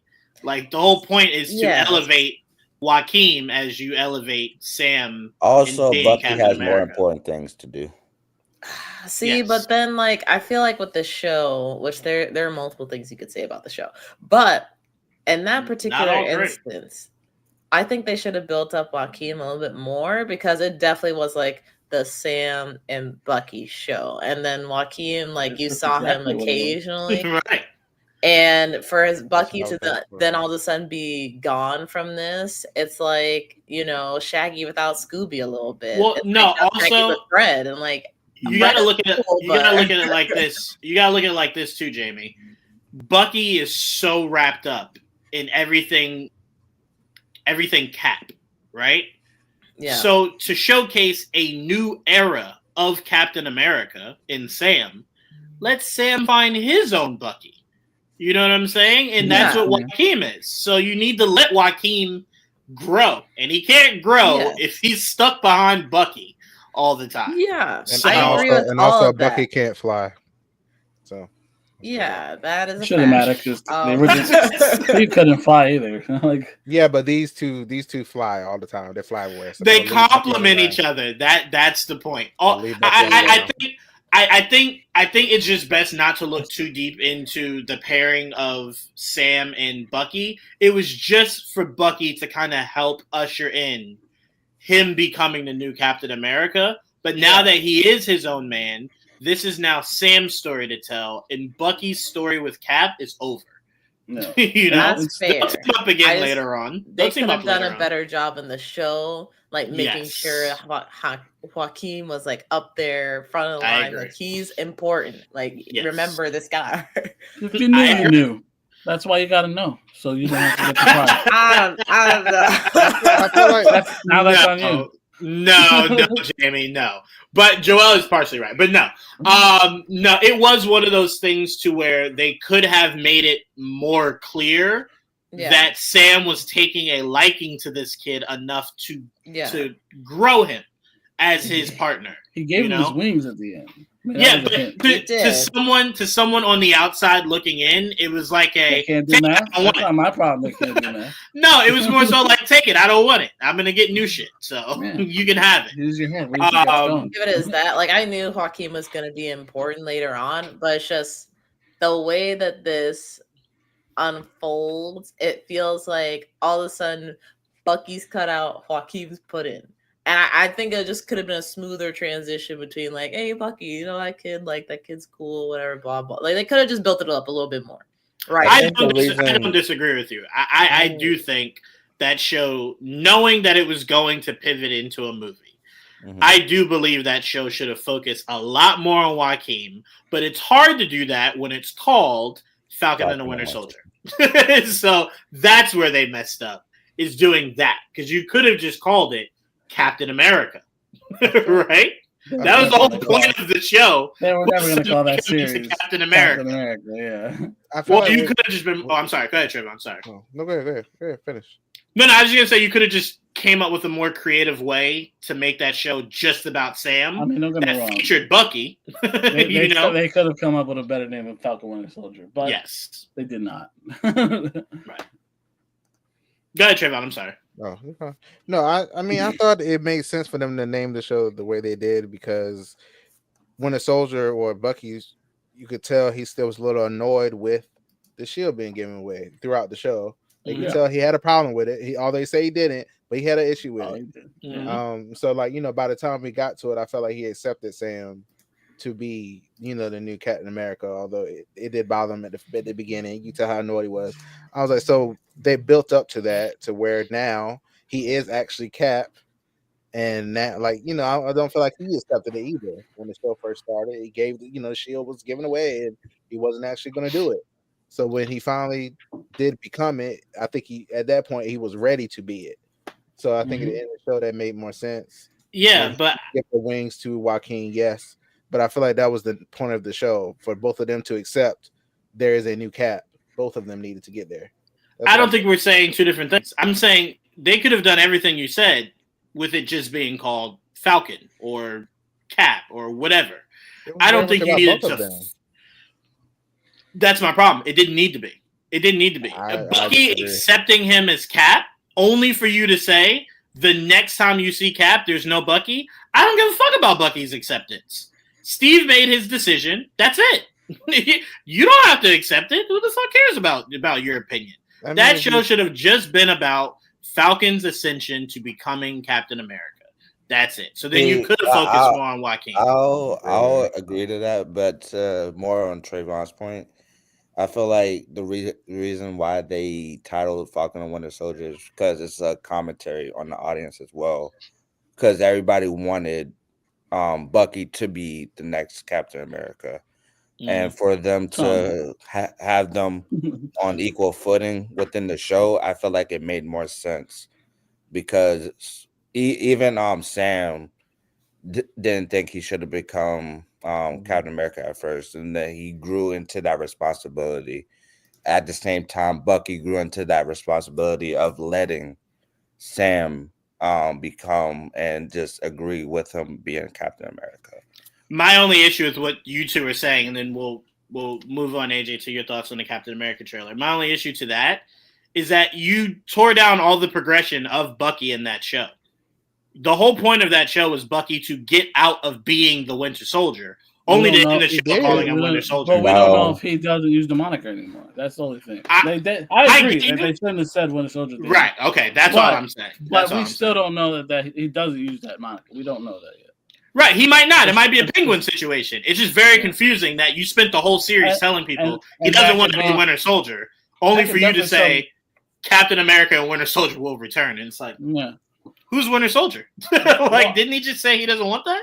I think a lot of that is weird. They don't he never said that. Yet, you know? No. He didn't say it. No. The end of the show said Captain America and the Winter Soldier will return. And I'm like, what was the whole point of Bucky's whole arc here? If you're saying he's still Winter Soldier. Accepting what he did. I know, but then the show shouldn't have still acknowledged him as the Winter Soldier. You know what I'm saying? Probably should always be that. I mean, no, that was the whole point of him telling you in the show. No, that's not me anymore. To certain people, yes. But that's different. For Bucky, they probably should have ended with Captain America and Bucky will return. That's all I'm saying. That's progression. Nobody's scared of Bucky. Please. I'm not. I don't think he wants people to be scared of him. That's the whole point. Don't be scared of me. I'm not that scary guy anymore. That's the whole point. No, he's not. No. Or there was no. If you're telling me he's still that same guy, there was no progression. He ain't that scary guy, but also don't fuck with me. Oh, that's any character in the Marvel Universe, Trayvon. Thor smiles all the time, but he can murder you if he wanted to. It's the same thing. But AJ, who are your thoughts on this Captain America trailer? Yeah, I loved it. Speaking on Red Hulk a little bit, I really like the little detail they did when he transformed and you see his fingers on the ground and it like flamed up a little bit. I really like that little. Wait, was his nails black? Because that's very important to me. Were his nails black? Why is that important? Because it's the look of Red Hulk. They're not black. No, because I don't remember seeing his fingernails. I don't remember it either. I don't remember seeing. They're not black in the poster. I know that much. Yeah, I didn't think it was black in the poster. I was just curious if maybe it was black in the shot. I just didn't remember. I didn't remember seeing fingernails. Like I remember his hands into the ground. I don't remember fingernails. No, it was not black on there. I'll go to the nail salon. But yes, when I was watching this trailer, I was thinking, I love Yelena. No, what am I thinking? I'm thinking about Captain America. Wrong one, buddy. Yes. there is a widow. There is a widow in this movie, and I was thinking.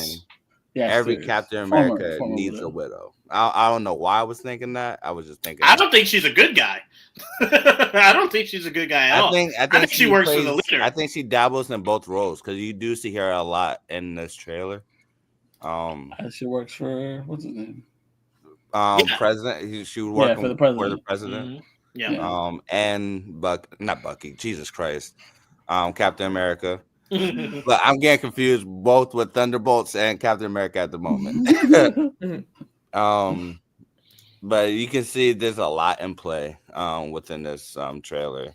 The Thinker has a lot going on. There was a part in the trailer where he was like, "Do you really know who's in control of the situation?" Something like that. Something along those lines. And that just got me more curious about how this movie is going to unfold. And that's one of the biggest things that I love about this trailer is like it keeps you guessing, right. and it keeps you like wanting more action wise and more of a mysterious type of situation. Much like what Joel was saying, it feels like Winter Soldier basically, and Winter Soldier is probably top 1 for a lot of people, but like top 3 for me at least. I've just never heard top 1. It just stayed for a second. But he said, I'm just like, oh, so number 1. Okay, gotcha. It's on the 1%. Yes, gotcha. Trayvon, what were your thoughts on this Cap trailer? Oh, I can't wait! I can't wait for this. This should be fun. I am. I don't know. I'm just ready for this movie, and I'm just February need to hurry up. I'm with you. We're almost there. Yeah, we are. We're cruising, man. So close, but yet so far. Yeah. I don't know. I don't know about like cameos or anything like that. That'll be cool. I'm interested in seeing I mean, the way he's using the suit in the trailer looks really cool. I was like, the way he cut through the car, and That was cool. the landing, Cool and, action. With the shockwave. Yeah. I was wondering about that. That wasn't actually shocking. It was funny because he said, "Wait for it," and I was like, "Yeah." I like, because I remember I saw like some reaction. People were like, "Oh, is it like?" Because they automatically think because it came from Wakanda, is it like does vibranium have something to do with it? Or whatever. I was like, no, it looks like it's just aftershock. Like literally, just wait for it. Yeah, just like a comic booky kind of thing. That's hilarious because that's not where my mind went to that scene. My mind went to one of the cameos I thought was gonna be gonna be in this movie. That's immediately where my head went. Oh, Giancarlo? In my head, it's wait for it, and then it's Hulk landing down. That's where my mind went. That's where my mind went. You're only gonna hurt yourself, man. Yeah, I don't think that. I don't allow myself to become that. I told you the Mephisto thing broke me. I don't become that engulfed in anything, man. But I can hope. You can, as long as we just keep it tempered. If anywhere to hope is probably this. Yes, yeah. Yeah, that's what I'm saying. Yeah. I mean, hell. Sorry, I'm fantasizing about a Red Hulk movie giving me a Green Hulk. I don't mind. It's not a Red Hulk movie. It's a Captain America movie. Red Hulk is in the poster. It's co. It's split. It's 50-50. It's not his movie. It's so it's trying to be cool now. Red Hulk. Now he likes cold movies. Now he's good with it. Yeah, now he's fine with it. Yeah. Red Hulk and Company. I like that. Yeah. That's a good. Yeah, right. There we go. It's so funny your change on Sam. It's very funny. I was thinking a little bit. Sam, you guys have to stop this narrative. I'm now starting to understand when Ditch says he hates the blind narrative. That I've never said anything about Sam. He hates blind people. We know this. That's different. My narrative has not changed. I do not think Anthony Mackie is a good actor, but I am excited to see the story of Captain America continue. Those two things are not separate. That's always been my issue with I feel like he just I think like cameos. Every time I talked about, I enjoyed. I didn't say anything bad about him in Falcon and the Winter Soldier. That's a lie. That's a lie. lie. Every time you saw him, every time you're like, Anthony Mackie, oh my god! Every time. No, I did not say anything bad about. Yeah. No. Me disliking him as an actor has nothing to do with me disliking the character of Sam. So why hasn't it changed if he did so well in Falcon Winter Soldier and looks good in this? What hasn't changed? Him being a good actor. Like how much more he gotta do for you? I've only seen him act well in that, and then it looks like in this. I've seen it. I don't know if y'all saw that movie with Homeboy that played Franklin in what is that fucking show, Joel? The drug show. Snowfall. That fucking movie that he did with him on Netflix, that shit was hot doo-doo water garbage. That Triple C's movie or whatever that was that Anthony Mackie was in, hot doo-doo garbage. Like, so many of those movies were garbage. So, yes, he was good in a show. He looks like he's good at this movie. I'm giving him credit, and y'all still won't let me off the hook. So, if y'all want me to, I can go back to saying, fuck Anthony Mackie. I don't mind. I still believe that's where you are. I'm sitting here giving you that he looks good. It looks good. I'm excited. That's not enough for you. Red Hulk and cameos. That's what I keep hearing. But anyway, what? I started my whole breakdown of this trailer. I'm excited for it. It looks great. What are we talking about? Anyway, I don't know. I don't know what you want. Fuck Anthony Mackie. There we go. I'm back on it. I mean, that's what you were already. I'll watch it bootleg. I'm not paying money to in his pockets. There it is. Fuck it. I'll watch it bootleg. There we go. So I can't fucking cheer for the guy. So fuck this. No, you can't. I was just surprised. I'm like, wow, he's not said like he doesn't like Anthony Mackie or like what. I was just surprised.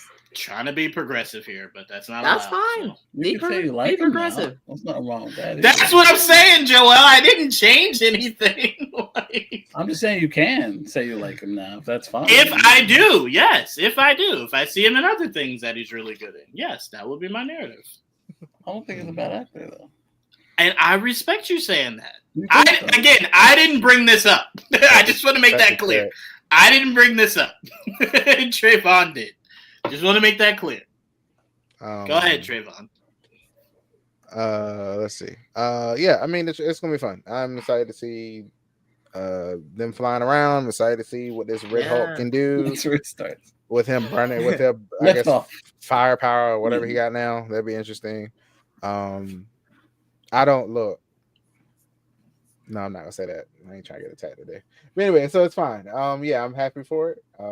Happy to see Red Hulk. But I can be attacked. But I can be attacked for no reason. I'm not like how people are like foaming at the mouth about Harrison Ford. I'm not there. I'm like, okay, whatever. He's there. Happy for him. For what reason are they? I'm just not like. Do not have rabies. I don't. I don't live for him like that. Like people love him. I'm like, okay, he's in it. You know. Yeah, whatever. I wasn't. Whoa! Hold on. He's not the highlight. So you're allowed to hate, but I don't know if that was hate. I just. What? I keep seeing people are so excited about Harrison Ford. I'm just like, okay, because he's a big name. Yeah, it's not. It's cool. That's not the draw. That's not the draw for me. I don't know. I don't think that's a draw for many people. It's Marvel. It's not my draw, but I mean, it's a draw. Yeah. All I'm saying is I don't believe there's a such thing as people now. A lot of the movie. I don't need him be taking it over. That's all I'm just saying. I don't think he'll be in more scenes than the guy playing Captain America. I hope not. I don't think that's the case. That'd be weird. It wouldn't be. It wouldn't be weird though. I would be expecting it. So that's why I'm like, please don't do that. So yeah, he's Harrison Ford. I was like, please don't do this. So I mean, I want you to watch Captain America. Yeah. See. And if he's Red Hulk, like let's say, I'm assuming it's right there. This is at the end of the movie, right? I mean, the part of Harrison Ford that we want to see is at the end. So it's like, as the movie's ending, yeah. Right. No, to me, I don't connect those two. I don't think that's gonna be an issue at all. All right, let's move on to Thunderbolts. They dropped their trailer. I'm just here to see Sentry's suit. I keep hearing people tell me that he's going to be in his accurate suit with a few modifications. I don't want to keep hearing it. I want to see it. I want to see Sentry. That's all my thoughts on that trailer. So, Joe, Bob. I know. I know what Bob looks like, guys. I got it. Thumbs up. Awesome. Sentry. Give me Sentry. You know. Like you know what upsets me about it, Joel? I remember us thinking when we were talking about getting ready for the Captain America trailer, right? It shocked us that they gave us Red Hulk as early as they did. We thought it would be something they'd try to hide for as long as possible. No, Harrison Ford, they showed us. It was Red Hulk that we thought they were going to hide. That's still Harrison Ford. They were going to show you. I don't really... Okay. I'm surprised they opened it with the shit. Goodness gracious, Trevon. We're gonna talk about that later. That's the math. So I just don't understand why they're making us wait for Sentry. As if like the people that know who Bob is don't know he's gonna be Sentry. Just show me Sentry. Because they ain't worried about us. They're worried about the other people. Oh, I don't know who Bob was. Nobody don't know who the hell Sentry is. Jamie still don't know who Sentry is. So you're like speaking gibberish there. Halfway. Yeah, but how many people out of the know knew that Ross was going to turn into Red Hulk in this movie, and they led out with that shit. No, they felt comfortable doing that. Did not know that, Trayvon. That's a random thing for a casual person to know. That Thunderbolt Ross is a Red Hulk. We heard, and then they showed it. Right, and it was just like, So I'm like, we know Sentry is in this fucking movie. Like, come on. We know that. We knew that before they wanted us to. When what's his name ruined it for us when he was talking about the actor that dropped out of the role. Remember all the way back then? So I'm like, I don't know. But anyway, your thoughts on the trailer? What? Who? Harry Styles? It was not Harry Styles. No, Harry Styles. No. I for a second I thought, wait, what did I say? That you said Harry Styles. Maybe I said something wrong. My bad. I was trying to think what actor that could have been. Like, Stephen Yeun. Stephen Yeun. Yes, thank you, Jay. It was Stephen Yeun. Yeah. He was originally Bob. Yeah. Bob's Burgers. But what were your thoughts, Joel, on the Thunderbolts trailer? I mean, I enjoyed it. It was just, I liked the fact that it was long. So I got to see more of it. Gave me a better understanding of what I'm getting into. But it looks fun. I mean, that's all I go into for these movies for anyways, for a good time, and I feel like this movie will deliver that just based on the trailer. It's a very weird group of characters because they're not traditional members of the Thunderbolts. But obviously, this Thunderbolts team might not be called that forever, considering the asterisk. I can't wait to find out. I'm probably more excited to find out what the fuck that asterisk means. I think they showed us in the trailer. They added it after. What they did do in the trailer was give you a hint as to why it won't be Thunderbolts by the end of that movie. That whole conversation at the end of the trailer of Thunderbolts, and then Bucky going, "No, we can't call ourselves that." Like, no. Yeah. No. Yeah. Okay. Yeah. Never mind. I was on something different then. Yeah. Which is hilarious because I wonder if Red Guardian is unaware of Thunderbolt Ross, and because Bucky's like, no, that's already something. No, we're not going to attach ourselves to that. I hope they actually realize, like, yeah, your president is named Thunderbolt. Right, yeah. Because I'm very curious. This like who gives? That's my biggest question. Like, I know yours, Joel, is forget all that. What is the actual name? My biggest question of this movie is, where do they get the Thunderbolts name from? It's such a random name to just go, we're the Thunderbolts. Like, it sounds like something Red Guardian came up with. That's very interesting. I can't wait to see where that name comes from and why, and then what it turns into. Yeah. And look, again, I like the actors in it. I like the characters they're playing. And there might be more expendable characters because we lose track of one in the beginning of the movie and never see her again. Sure do. So I'm curious what happens to Taskmaster. But I am excited. And like you, I would like to finally see Sentry. But look, Sentry's another character I never really liked. So they got to sell me on giving me I have to give a fuck again. And I was like, fine. Like, he's there. Do right by him at least. Not too right because it was OP. So water it down a little bit and I'll be happy. And then we can go from there. Yeah. No, I sometimes like my OP characters in moments, not full time. Not full time. Not full time. I just like them for pockets of time, not full time. No. Not full time. Jamie, what were your thoughts on this Thunderbolts trailer? I'm intrigued. I can't say I'm excited yet, just because I feel like it's an odd group of characters, and I don't know. There's like a lot going on with the MCU right now, where I'm kind of just like, where is this all kind of going? And I think the Thunderbolts is the one project, at least that we've seen so far, that I'm really like, where are we going with this? So I'm intrigued. I definitely want to learn more. Apparently Bob is Sentry. I had no idea. So I vaguely even know who Sentry is. So I still don't know who Bob is. But I apparently have a lot to learn there. I think all the characters that they have are like fun. So I'm wondering like how they'll mesh together. But it seems like it's gonna be kind of sort of a road trippy kind of movie in a way, which is funny. But yeah, no, I'm intrigued. I'm curious to see more. Yeah, Trevon, what were your thoughts on the Thunderbolts trailer? Also can't wait to see Bob, or at least they extend that little screen, that scene they keep showing of him get ready to get busy with all those people outside with the bullets pointed at him. So I'm assuming that's when we'll get to see something. Yeah, I'm excited for that. It's cool for this team. I am a little annoyed with her buying Avengers Tower. That should have been more exciting than it was. I was like, oh, okay, she did. Yay. I'm not gonna lie. That was disappointing. I was like, okay. Yeah, that is disappointing. I won't lie. I only reason it didn't bother me is that once after Secret Wars, you can retcon all that shit. It's just like every time I think about Avengers Tower, it's just the way they teased it at the end of the Spider-Man, because they showed the Ford, like it was they played in my face. You're not wrong. I do think, because remember, the same director of Spider-Man was supposed to direct Fantastic Four. I do believe that was the plan at some point.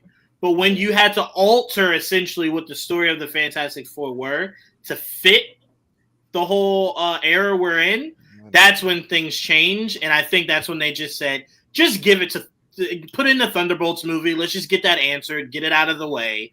But I think once you merge all the worlds after Secret Wars, I think you could then say, in this new reality, this is the Fantastic Four's headquarters.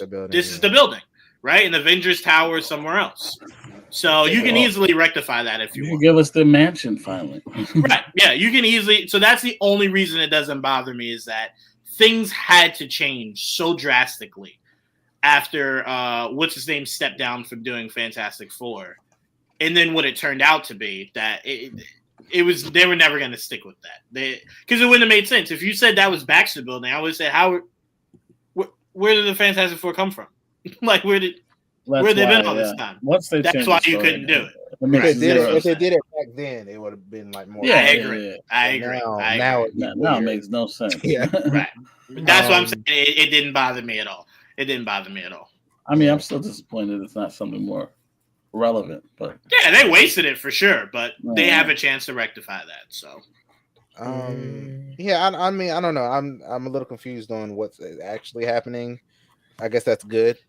I'm just like, so like I was like, so I mean, they see Bob, they get trapped in like a room. It's very interesting. I'm like, well, what's happening? Why is Bucky like stopping them from getting captured, but then capturing them? So it's me and Joel's theory was we believe Bucky is investigating Valentina, and in investigating her, Bucky just sees that maybe it's better to stay close to what's happening with this little merry band of criminals, as opposed to just letting them do whatever they're going to do. Maybe it's better to stay in it and work it from within than to be out of it. So I think he's investigating her. That's fine, but I guess the investigating her leads him to that. I mean, I guess that's fine, but the weird thing, and we know the weird thing of them in the car, that like, how does that get you on the team? Like chasing, like where he blew them up. Yeah, I'm like, how's that? Yeah. Well, again, their boss is Valentina, so whatever she says apparently goes. So I don't think any of them are willing to argue with her, knowing her power, especially now that she's been promoted. What if that scene happens after he joined the team, though? Maybe they did something. I mean, it seemed like that was their first time seeing him. Yeah, it did. Bucky? So I was like, huh. So I don't know. It's an interesting movie. I'm here for the Marvel. I don't know. This is one of the movies I'm like, I have to watch. So yeah, sure. AJ, did you go? I started with you, right, AJ? No, I started with you with Cap. Sorry. What are your thoughts on this Thunderbolt trailer? All I gotta say is I need more Yelena. That's all. That's all I need to say. I think she's as much of a main character as you get in this movie. I think you'll see probably nothing but Yelena in this movie. As I should. God bless you. I do wish. I do want to have Kate Bishop at the end of the show, and the end credit scene with Miss Marvel. Okay. Yes. Recruiting Yelena.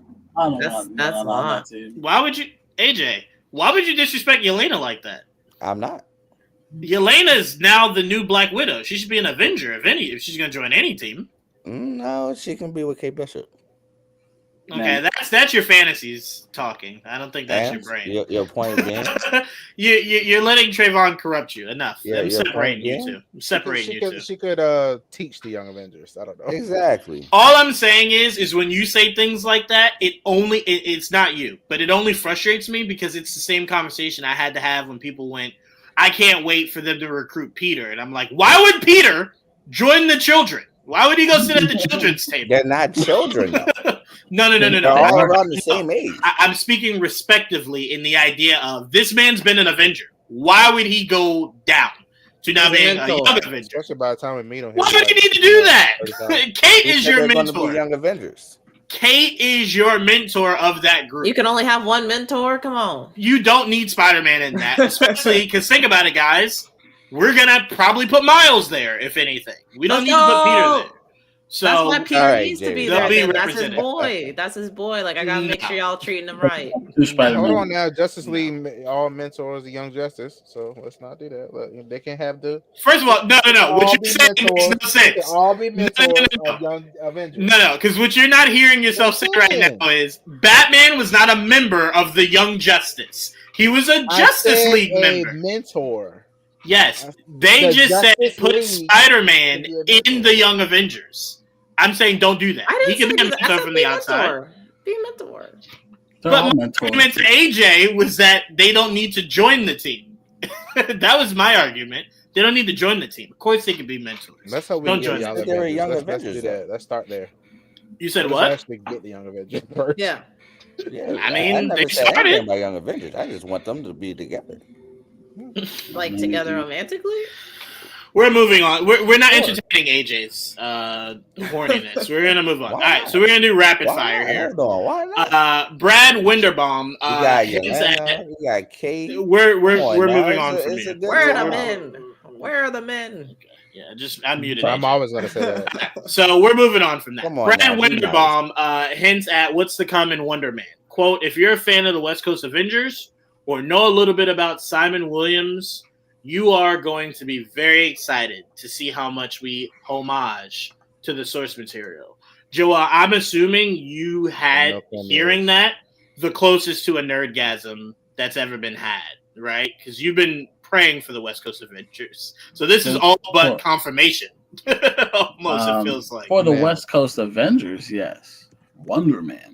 Again, another character I did not like growing up. So it's like it's one of those things where like I was more excited that Yaya got the role than the actual character coming to life. I was like, oh shit! Now I'm intrigued. Like I'm more interested now. Do something different with it. That character so very superhero Johnny Cage-ish, I guess is the best way to put it. Very much so, yeah. But like which is not necessarily a bad thing because I love Johnny Cage. But like we'll see. Like if they're really gonna land on certain things and they're gonna do that much, I love when any show does homages like that. I thought Agatha even did some of those, and that they didn't pull from a lot of like the source material. Right. And I really appreciate when you do stuff like that. So if they really do, I really look forward to see how the show is. Like if it's a love letter to Hollywood and all that extra shit, I'm intrigued. I've been intrigued ever since they mentioned it because I never ever expected to see Simon Williams become a thing. I was like, this is still shocking to me. So I can't wait to see more. The fact that now at least we know it's coming out in December, but it's over a year away. Who knows when that trailer will drop? Like the actual trailer, we got a little snippet, which was nice. I can't wait to learn more, basically, and see more and see the suit and all the homages. I'm very excited. Those words were cool. And look, I really hope after all this there is a West Coast Avengers because there's just too many people to have on one team at this point. You got to separate it, I feel, in my opinion. It just makes sense to have East Coast, West Coast. I love that. But we'll see. Yep. All right, we're going to keep pushing with the rapid fire here. Brad has been a busybody on Phase Hero. Did an interview with them. Yeah. Yes. This one's for you, Trevon. So according to Brad, he says Nova series looks highly promising based on what he's seen so far. The vibe of that show is very unique and very cool. How excited are you to get more space flying powers, all kinds of shit? I need more of it. Keep it coming. I know. Put that in the witch's cauldron and just stir it up, right? Nice little witch brew of flying powers. Look, they already, they're doing a lot right now. They got the Avengers, using Megazords. Right. We're here. What if? AJ, moving on. Brad also said he expects Daredevil Born Again to span multiple seasons. He also assures that Daredevil will continue to be part of the MCU. Not that was ever to be questioned. Why would you remove him after the fact? But how excited are you to know that they're not looking to rush this? They're willing to do multiple seasons. That's a good sign. It's a good sign that they're trying to take their time with this series specifically, but not just the series, but other series as well. it just shows the fact that they're evolving as a studio for their TV series, specifically, which is a good sign. Like I said, how many seasons will we get? Will it be 2? Will it be 3? Hopefully, it's a lot more because I want this to last for as long as possible. We'll see, because one thing we do know is that or just give her own show. But each season you go up, your budget usually goes up. And if there's one thing we know, it's that guy at the head of Disney right now, he don't play that. So they might end up actually making this maybe a movie at some point, just to get out of. Which is also fine with me. Just to get out of that TV budget. 3, that would be fucking cool. Yeah. Make that film a movie. That would be cool. I was just gonna say, I think you should do 2 more seasons and then cap it with a movie. That would be cool. The next time we see Daredevil is in other people's stuff. It would be cool if they did like a Defenders type of thing for like a movie.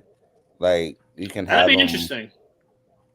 You can have like the Daredevil series. You can have the Jessica Jones or whatever. Like and the Daredevil series, but they'll all come together within like a movie, an event or something. Film. Yeah. I would love an event film.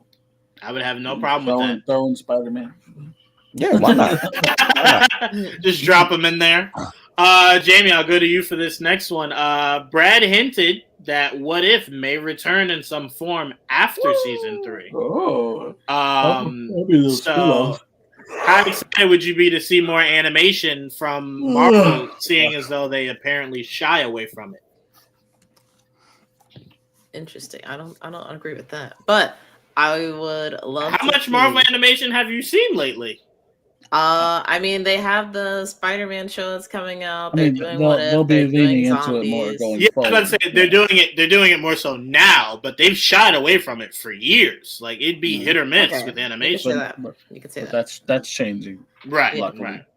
But yeah, I would love to see. It's unfortunate that What If is ending at season 3, because I feel like first season was like, Second season, I really enjoyed the second season. So I like to have a really good third season. I'm like, damn, like we could have more. We could do more. But yeah, I would be curious to see, like, I guess what they would want to do, because I think What If could go on as long as you wanted to, honestly. Absolutely. Yeah. I'm kind of surprised that they would want to end it at 3 seasons. Like, I know why they're ending it. They're ending it because right now it fits your narrative of a multiverse and the whole narrative of the multiverse.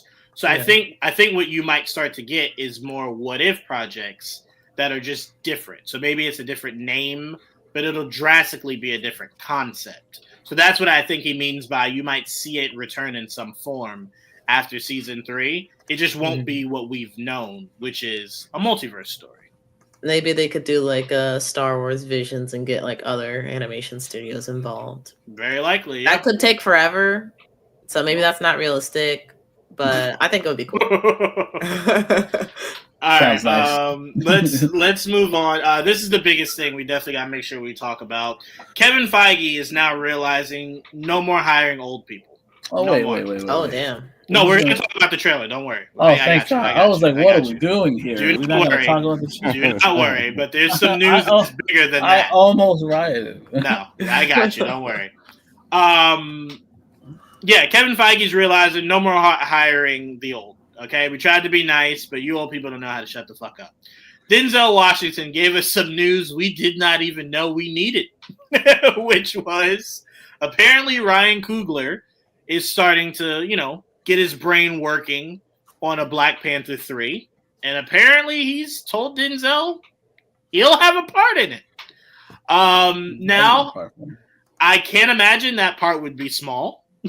Because why waste Denzel? Even though, to be fair, to a smaller level, they've been wasting Forrest Whitaker. So, he was in one movie and died and was out. So, same thing over here. Very likely. Let's say I'm retired. So. So I am very curious about this, but Trevon, Are you loving this hot goss by Denzel? Hot goss, because that's all it is. Because we don't know how true this. He's trying to get me attacked again. That's right. He doesn't Sure like am. him either. Ask somebody else. Nope. Since you wanted to air my Anthony Mackie laundry, go ahead. Step right in it. Step right in your Denzel. It's not the same level. It sure is. It sure is. I don't care about this. At least Juwaan gave me a reason, even though you don't have to agree with it. There's a reason. I just don't see the big deal. I mean, okay, I'm happy for him. He get the role written for him. Good for him. I can tell you right now, there are way more people curious as how you don't like Denzel as opposed to how I don't like Anthony Mackie. I've just never been. I've never. I guess I haven't seen enough of his movies, or I don't know. He's just not. He's also wild. I will say, Trevon, you really do be picking and choosing your black cards sometimes, man. Sometimes I'm like, you're as militant as it gets. And then you remind me with the not seeing Denzel movies. I'm like, nope. See, there's the crack. There's the crack in the armor, right there, man. There it is. Sorry, fight me. There it is. Why do I have to fight you? I don't care. That was so. I'm so happy for this.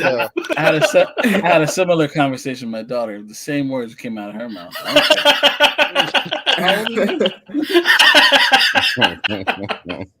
AJ, I'll pass it to you. What are your thoughts on Denzel apparently breaking some news? Dope. You know what's funny? As I pass it to you, Jamie, what are the trades gonna do when they actually start making this movie and start casting it? And Denzel's in it, like, oh no, we knew from 3 years ago. Yeah, we knew this isn't news. So. You're late. Denzel been told us. They talk about the role he's playing. Right, there you go. Yeah. Go in depth. Don't just tell me he got casted. We've been new. Yeah. What are your thoughts, Jamie? You excited to possibly see Denzel in Wakanda?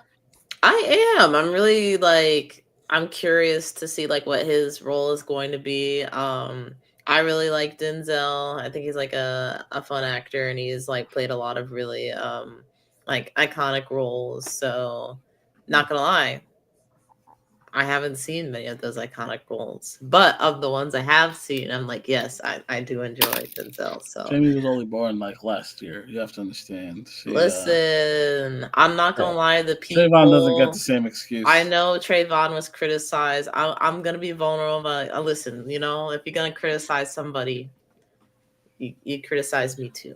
But trust me, we will. Like they were saying, you're young. You have the excuse. To me, I just don't give a damn. Yeah. That's true. I don't know which is worse. I'm highly offended by both.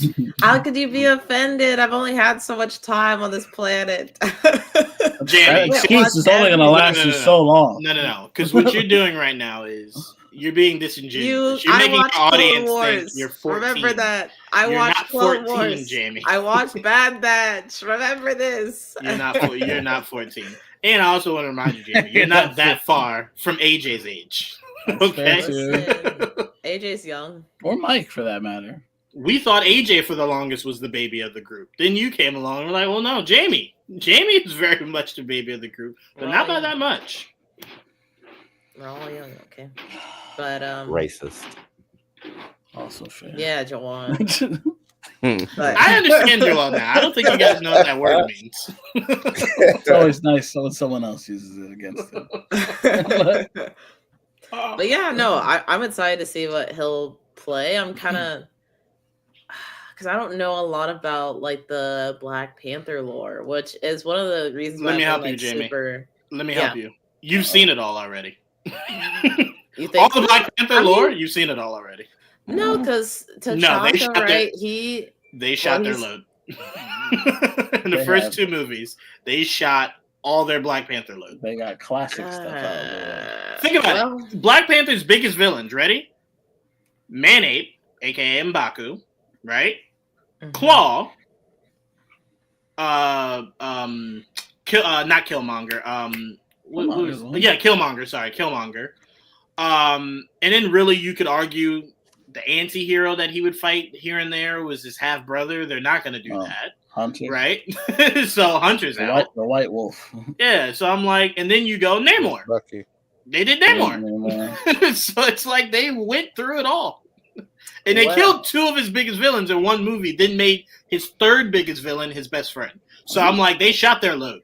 They very much shot their load. Well, no, I think Namor, I think he could come back, but then it's like, want to do that again? I don't know how people respond to that. Very poorly, they should. We've been there. He already said he'd get come back. He already said it, right? Yeah, but you're not gonna have him fight.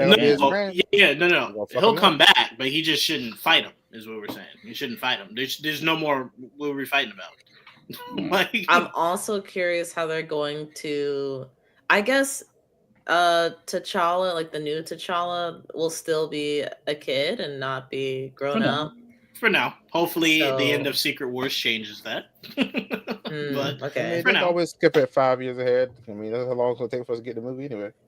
Yeah, but you can't skip 5 years ahead and not skip the rest of your universe 5 years ahead. Yeah. Suspend belief. That's what I was saying. Like, do they put him in the hyperbolic time chamber? Like, just hang out here for a little bit and then come out when you're old. Skip 5 years.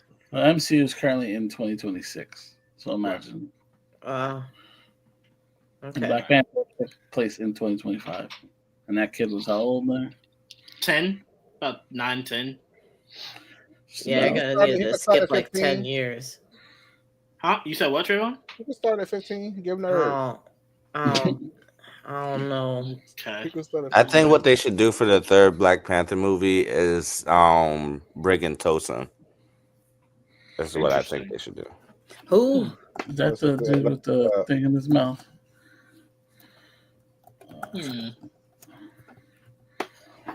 So that's who which call's going to be then?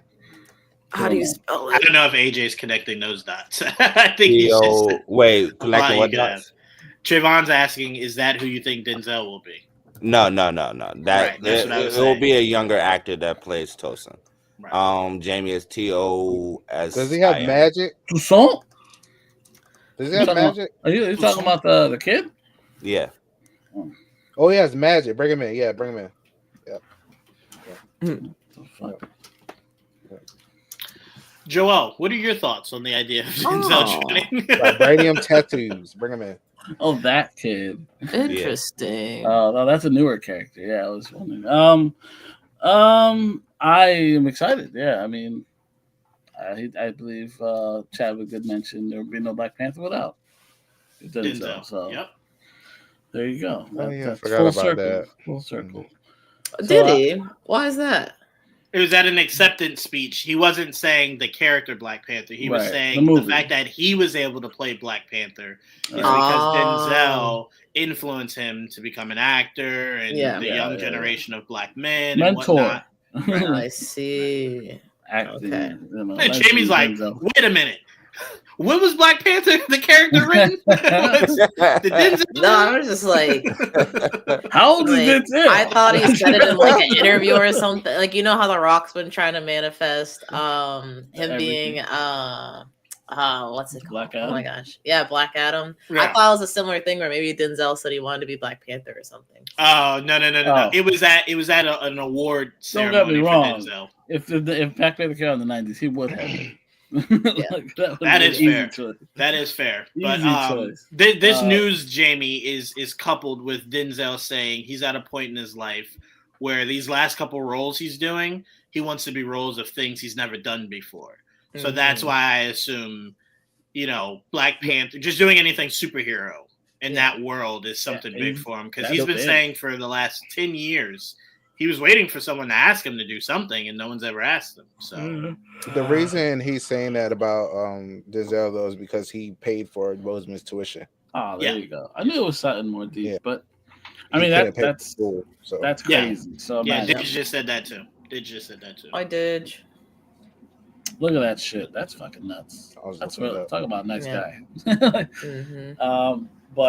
look, Denzel's that dude. So I'm very happy that he's going to look at his movies.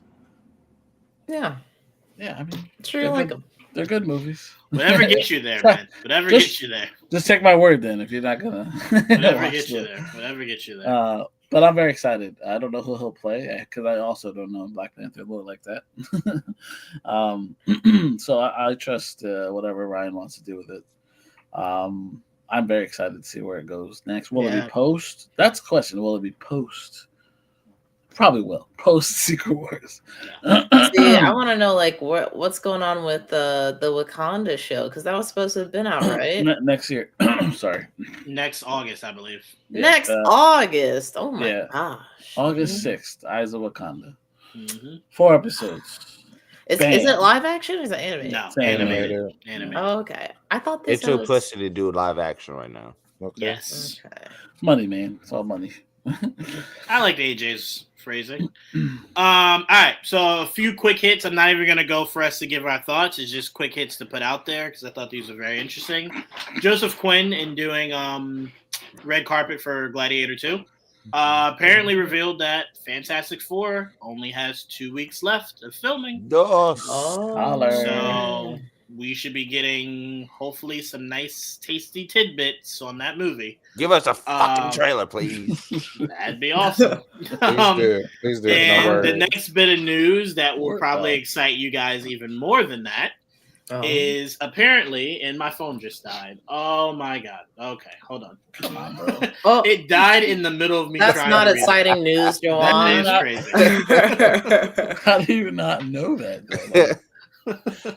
I thought my phone had more strength than that. It's blinking red. It wants to die. 1%. I didn't think he was gonna go out like that. I thought he had more respect for me. Did you at least have it on low battery power? Sure did. Anyway, we're not talking about my phone. We're moving on. So the next big news: Sam Raimi has talked about the chance of working on a live-action Miles Morales project.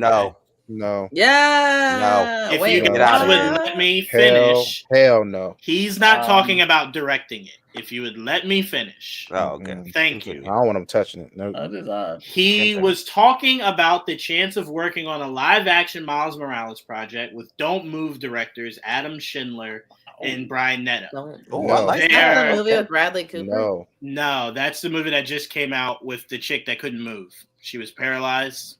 Literally. Yes. No. That was the movie. I haven't seen that. That's the movie. Why? Anyway, the quote is they are probably not going to do it tomorrow. No. So we have a little bit of time to work on that, says Netto. So I think Neto's saying Sam Raimi, because of his experience with Spider-Man, was probably talking to them about the idea of like what it takes to make a Spider-Man movie. If they were something else for sure. Right. If they were to go on, Sam's essentially saying those two guys would love to do a Miles Morales movie. Sam probably being the guy they will lend on heavily. Mentor. To probably, yes. The mentor should be the name of this fucking episode. Yes. Sam would be more like a mentor in regards to a Miles Morales project. I want to hear, like, what were the no's about? I assume they weren't happy with the last Sam Raimi Marvel project. Yeah, that shit was ass. Oh, he should not touch another Marvel movie ever again. But he will. I mean, I think it's just inevitable at this point. There's other things he's done that like people have enjoyed though. I guess there's other things that's not Marvel. Okay, look, we don't have to go down that well because again, he did not say he's directing it, so we don't even have to go down that path. Yeah, it's not. It's really no news. It's nothing. It's just a fun thing I thought I'd put out there. I enjoyed it, Juwaan. I like the news. Thank you, Jamie. Thank you. It got toxic real quick. It did real quick. Okay. Last thing before we end it on What If. According to Daniel RPK, which again, take it or leave it.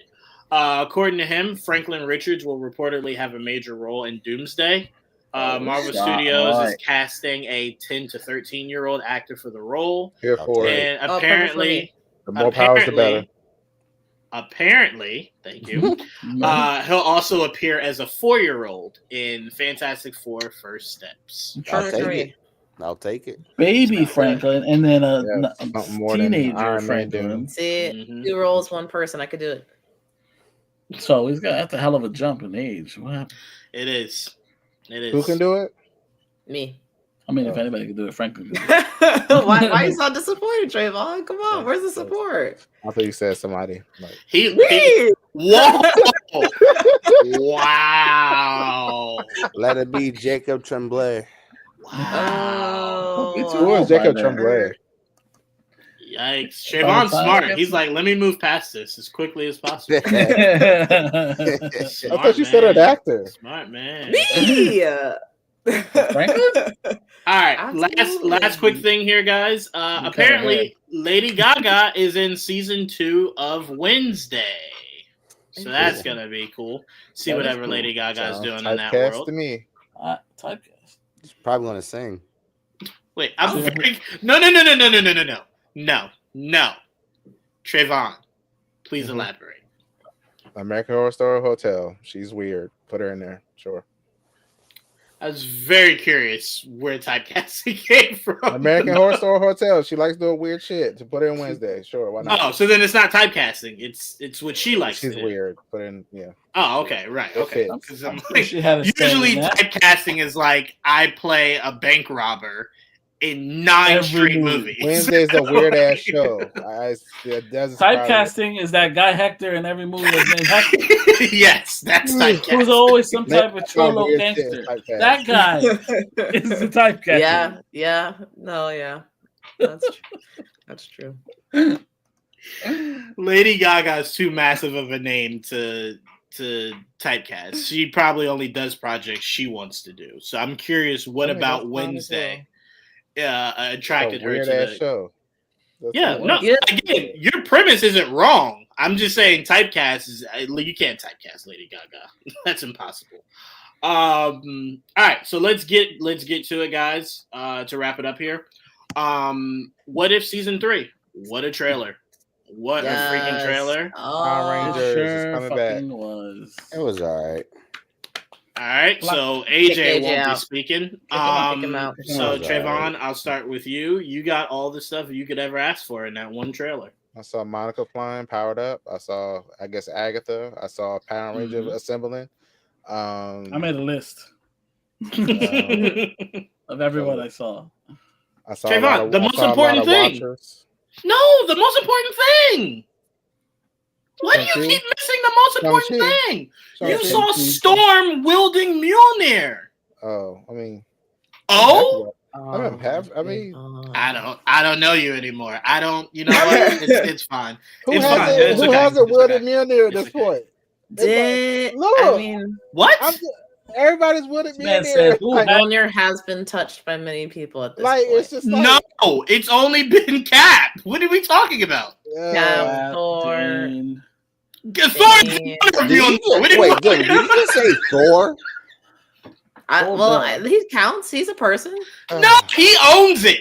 I mean, didn't they just have it last season too? Like, I could have sworn, didn't they just have it? I think if you're referring to the episode where Captain Didn't Carter Hela took have on it? everyone's power, Yeah, then yeah. everybody else had it. Like, it's just like, okay.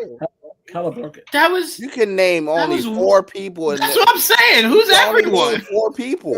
I didn't Mjolnir say is everyone not. personally, but there's a lot of people. I'm Look. sorry. I thought because of how much you love Storm, I thought I do Storm love as this Storm. I'm here for it. powerful But the Storm goddess Mjolnir now. thing did not. She could do that without the hammer. Like when she did that blast, I was See, like, but it's like do that magnifying without her power. Right, Though. "You don't exactly, need that. right. She a goddess already." She don't need, Okay. see, but that's Not- like, you know, okay. if No, if no. Scarlet Witch got I'm sorry. like the Darkhold, you know, it's like it makes her even greater. I'm sorry. I apologize. I'm sorry. I shouldn't have brought it up. I apologize. You speak to what excited you from it, Trevon. I'm sorry. Trayvon said everyone. It was Everybody only has like had the 4 damn people. hammer. Like, It the hammer's was not only special like 4 anymore. It's people. not. The I'm hammer's sorry. not special. There are Just- many worthy people. What Everybody's else?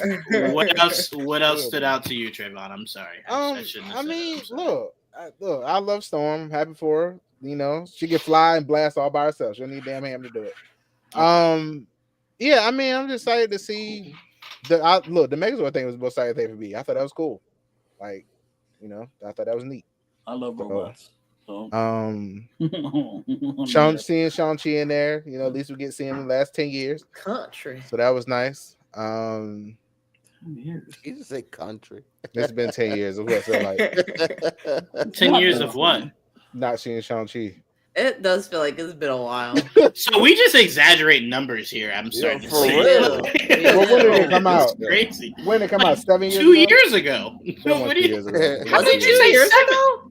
Here's why Trayvon is extremely exaggerating. It came out within the COVID era, which was only within the last 4 That years. felt a long time ago. That does. 4 years being 7 is crazy. So I don't know. I mean, you're jump. closer to 7 than you are to 0 with 4. You guys is okay. Thank you, Didge. Didge specifically, it's been 3 years. It's been 3 years. It came out September. Y'all know what I mean. Come on, don't play with me. It does feel like it's not that long. I feel like it's like because nobody mentions him either. So I think that also. So I don't be thinking about it, you know. Which is fair. I'm not arguing that. That's totally fair. I'm just saying it does not feel that long ago. What's also fair is Trevon likes to exaggerate. You know, it's fine. What do y'all like about it? How about that? I'm always wrong and negative. What y'all like? Not wrong. Just negative. Very different. Let me know. Let me know what y'all loved about it so much. Come on. And you just cannot be wrong. Jamie, what stood out to you? Storm. Actually, I was really excited for Storm. That was probably the highlight of the trailer for me. I watched this during work because I saw Joelle post it. I couldn't wait, and I do not remember a lot of details actually, so I'll have to rewatch it. Maybe I'll rewatch it while someone is talking. But I was shocked about this being the final season, but I'm really interested to see like how the story is going to come together at the end, because I think with season 1, and part of the reason why I said it was meh, I don't feel like they picked good what if stories for a lot of the shows or a lot of the episodes, and then the story felt like it like stumbled to the finish line. But then I feel like season 2 was solid all the way around, so I was really happy with that. So if they just continue on that streak, I think we're gonna have like a really awesome season. And this comes out December, right? Mm-hmm. This and Secret Level, I'm eating. Woo! Secret Level looks great. Oh my god. AJ, before we end it with Joelle, what were your thoughts on this trailer? It was all right. That's right. No, I'm sorry. We were skipping you. I forgot. The most exciting part was Storm. I'm not overly crazy about the robots. Honestly, I don't care about the robots. They're just saying shit to hurt us now. You and Trevon both can't spread chaos. You gotta take turns. No, we can both spread it. It's too much for my heart. It's too much. Oh, I'm watching the trailer now. I'm like, yeah, there was a lot to talk about here. Oh yeah. Oh yeah, there's plenty. Well, Joel's got a list. So I got a list of every character I saw, well, that I could recognize. Because some of them were harder to make out than I thought. I'm like, is that? I don't know. Maybe? I have no idea. Anyway, are we up to me? Am I next? Yeah, go ahead. All right. So, everyone I saw in the trailer, at the very least, obviously the Watcher. You always start with the Watcher because he's like the main character, because he's the one who watches. Uatu. Captain America Sam Wilson. I saw Monica, as Trevon said. I saw the White Vision. I saw Nebula. I saw Groot. I saw Korg. I saw Ironheart. Riri Williams. I saw Red Guardian. I saw Winter Soldier. I did not see. I'm gonna list these two people. I did not see them. I don't think I saw them, but I know they're in that Red Guardian Winter Soldier thing because we saw the trailer or whatever. I think a year ago, which was Goliath, Bill Foster, and Ranger Morales, who were both in that same episode. We'll see soon. Then you had Shang-Chi and Kate Bishop, Hawkeye, in that Western. That looks cool. Wong, we saw Wing-Nan. Wing-Nan is what's her name? Michelle Yeoh's character in Shang-Chi? Yeah. That looked like her. I believe that was her. Wong, Wing-Nan, Valkyrie, Okoye. I saw Coulson. I saw Fury. I saw Agatha. I saw Kingo. I saw Howard the Duck, Darcy, Dormammu, Zeus. Dormammu's head. Dormammu's head. Moon Knight, Mark Spector Moon Knight, who I think was in that robot thing trailer. Caecilius, Yondu, Hulk, Arishem the Judge, Captain Carter, obviously Kahori. The new character named Birdie, who we found out was an original character they made for the show, do voiced by Natasha Lyonne. which they did show her at the end. And then, of course, it ends with the Storm, the Goddess of Thunder, voiced by Alison Seeley Smith of the X-Men 97 show, which is fucking awesome. That was a nice little nod there. But yeah, that's a lot of people, and that was just in the trailer. The poster, I have the poster in front of me. And basically, everybody named well, not everybody, but everyone I named basically got named in this poster, even though I can't make out who's in the A. There's multiple watchers now. Looks like we'll see Frost Giant Loki again at some point, looks like. And that's it. That's everything I got. It's a lot. That's a lot. Yes. A lot. Yeah. That's a lot. Let's just carry. I don't even talk about like who I saw them in what context. This is all the characters I noticed. I need 15 episodes. 8 episodes. Again, 8. Yep. Yeah. That's crazy. One a day. Damn. Yep. Till Christmas. One a day. Yep. All right, we pretty much cracked everything, guys. This is a great episode. We found out I need to watch more Anthony Mackie movies. Trevon needs to watch more Denzel movies. So does Jamie. Let's do it. And Jamie just needs to watch movies in general, apparently. Yeah, Jamie's... You know what? Jamie might have a bigger book than Cap did. And Cap was in ice for like 8 centuries. Give me what Denzel movies won't put me to sleep. I'm not watching. None of them will. And the fact that you think some of them will, I don't even want to give you one. I don't you think all of them are? You really think all of them are? I don't even want to give you one. I don't even want to give you one because I'm gonna cry when you go. I thought it was boring and I fell asleep. I'm gonna cry. So I can't. DJV, what are you doing? Watch season 2. Come on. See, even I seen that DJV. What? Oh, that's fucking that's unforgivable. The fact if Jamie has seen it and you haven't, that's already a strike against you. Jamie just gotta watch stuff in general. Yeah, I do be watching stuff. See, it's like if it's something that came out within the past couple of years, I've probably seen it because I feel on top of things. Yeah. If it's things that came out before I was born, that's where the backlog is. It's hard to go back because there's still things coming in. It's not hard to go back in the present. It's not hard to go back. It's not at all hard. It's not at all. Hard. Not at all. Not at all. Click not it at all. Not at all. Not at all. Span of these kids these days. Not at all. You just need a stronger will, Jamie. You got this. I believe in you. It's nothing to do with my will. I need like a time machine. That's what I need. No, you got enough time. Jamie, I think Godfather came out in what, the 70s? I've seen Godfather. I was born in 93. I'm just saying, it's possible. Rocky came out before I was born. I just saw that. I've seen a lot of things that have come out before I was born. I'm just saying a lot of the movies that y'all be talking about that I haven't seen, those are usually the ones. It's called classics. Yeah. So it's possible. You just, sound like you don't want to do it. I've done it for many things. You don't know. Lord. You saw Bad Batch? It's not accessibility. It's not accessibility. You saw Bad Batch and not Rebels? That's interesting. Well, let's not start this again. Oh my god. Okay. We don't have anything about Rebels when I was watching this shit, okay?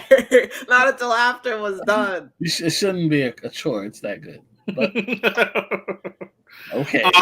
I want to give a shout out to DJV. I want to give a shout out to Didge. Shout out to Didge. Hope dinner was great, man. Didge went out to dinner. Yeah. Shout out to him. Bring me I don't know what he ate. Shout out to our special guests, Jamie and AJ. So glad you guys made it on the pod.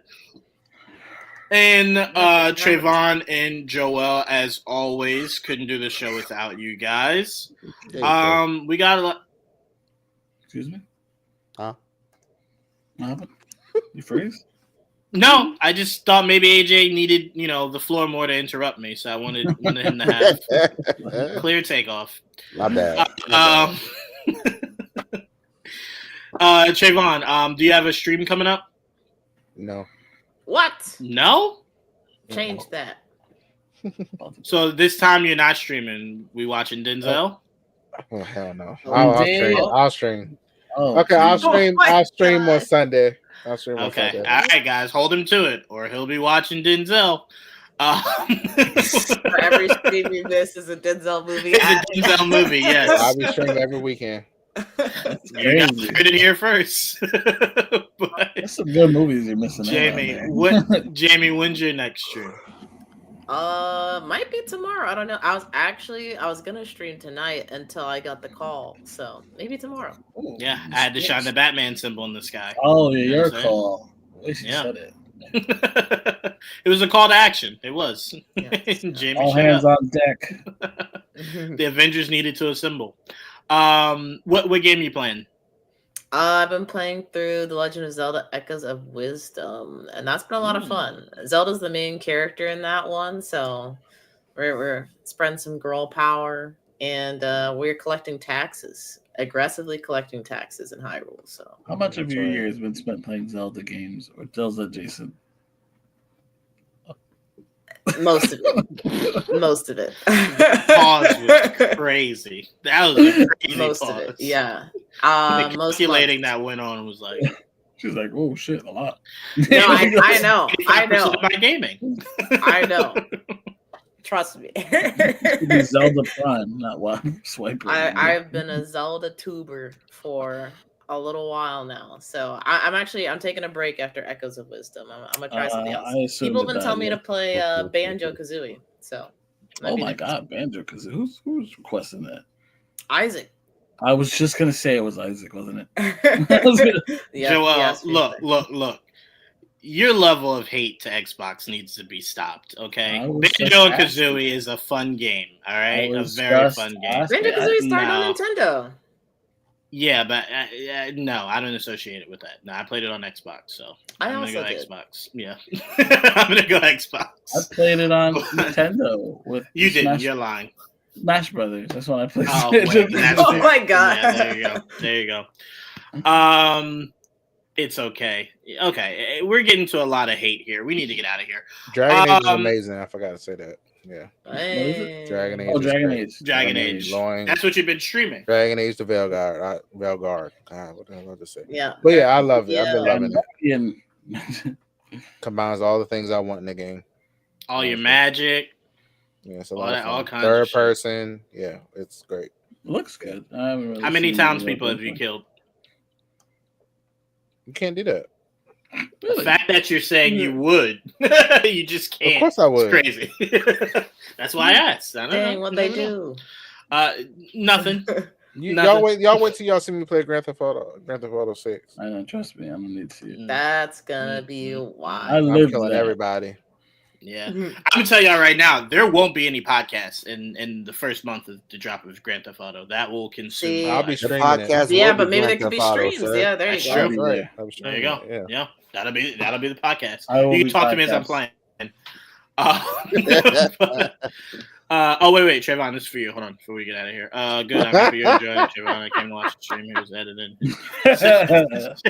He's laughing because it's true, though. Yeah. I did do the maximum. Yeah.